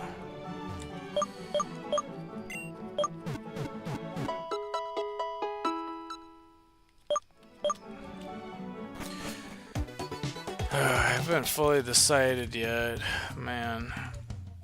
I'm not doing terrible, I don't think. Like, I'm tired, but I'm not, like... I can't tell, honestly. But yeah. He appears right after the player has defeated Team Plasma grunts and says that the Dragon's goal is not important to Team Plasma's goals. Later, he's seen along with the other sages confronting the gym leaders of the Unova region at N's castle. After Ghetsis has been defeated, Gorm can be found in the Dream Yard, where he gives the player TM75 Sword Stance and is arrested by Looker. In Pokemon Black 2 and White 2, Gorm appears in Pinwheel Forest while the player and Charon are investigating there. He tries to sneak up on them, much like he did to Hilbert and Hilton Black and White in the Dream Yard. He speaks to the two briefly and leaves. He is then pursued by Charon. And that seems like it's about it, because he's just gonna show me the overworld sprite, and that's all. Okay, the last one, Zinzolin, which is probably one of the more important Team Plasma people, I would say. Zinzolin is one of the 7 sages of Team Plasma. Let's see here. and it shows a spoiler warning. Pokemon Black and White, Zinzolin first appears in the cold storage with other Team Plasma grunts who were planning on something. During that time, he had complained about the cold when the player in Chern appeared. He ordered the grunts to drive them away when they failed. Clay and several workers arrived and arrested him and the grunts. Later in Driftfield City, Ghetsis came and forced Clay to release them. At Ins Castle, he and the other sages, except Ghetsis, appeared to block the player's way to end. However, he and the other sages were confronted by the gym leaders of the Unova region, except Silent, Chili, and Cress, who held up the sages to follow the players to pass. It's not even 4 hours, so I guess we're good still. After defeating Ghetsis, Zinzolin can be found at the cold storage. He remarks on how the fuck are you alive? He remarks on how odd the player is to tell the player about his thoughts. Hold on, I didn't read that all out correctly, but 708.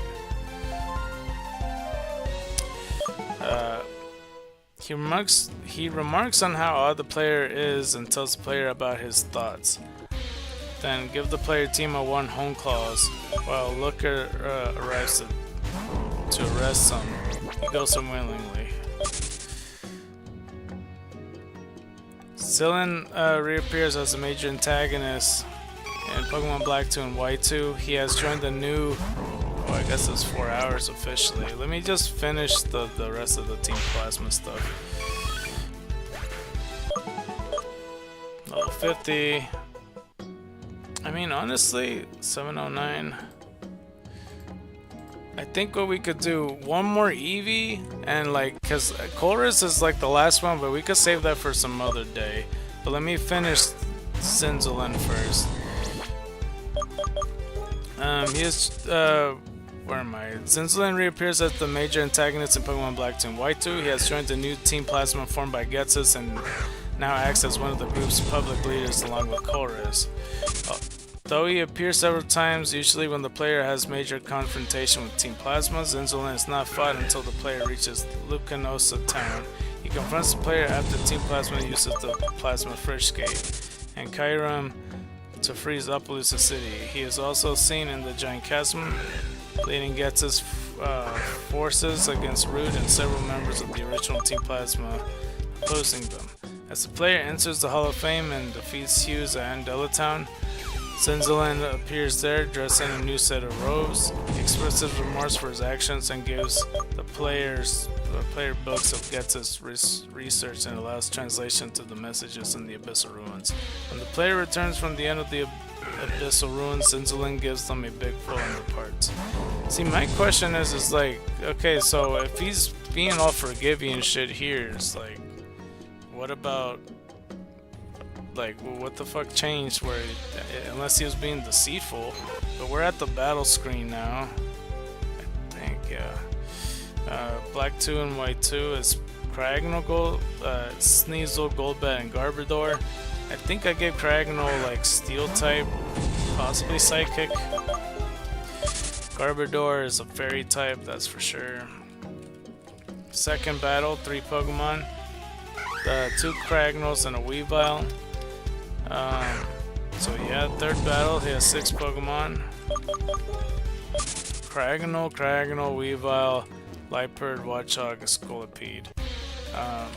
Liepard we made into a Psychic type. Watchog we made also into a Psychic type. And Scolipede we made into like a Fire Steel? I forget what I said. Electric Steel? So yeah, there's that. Fourth team. Cragno, Weavile. Okay, that's the fourth team. Items given, alright. And that looks like that's it for him. Well, shit.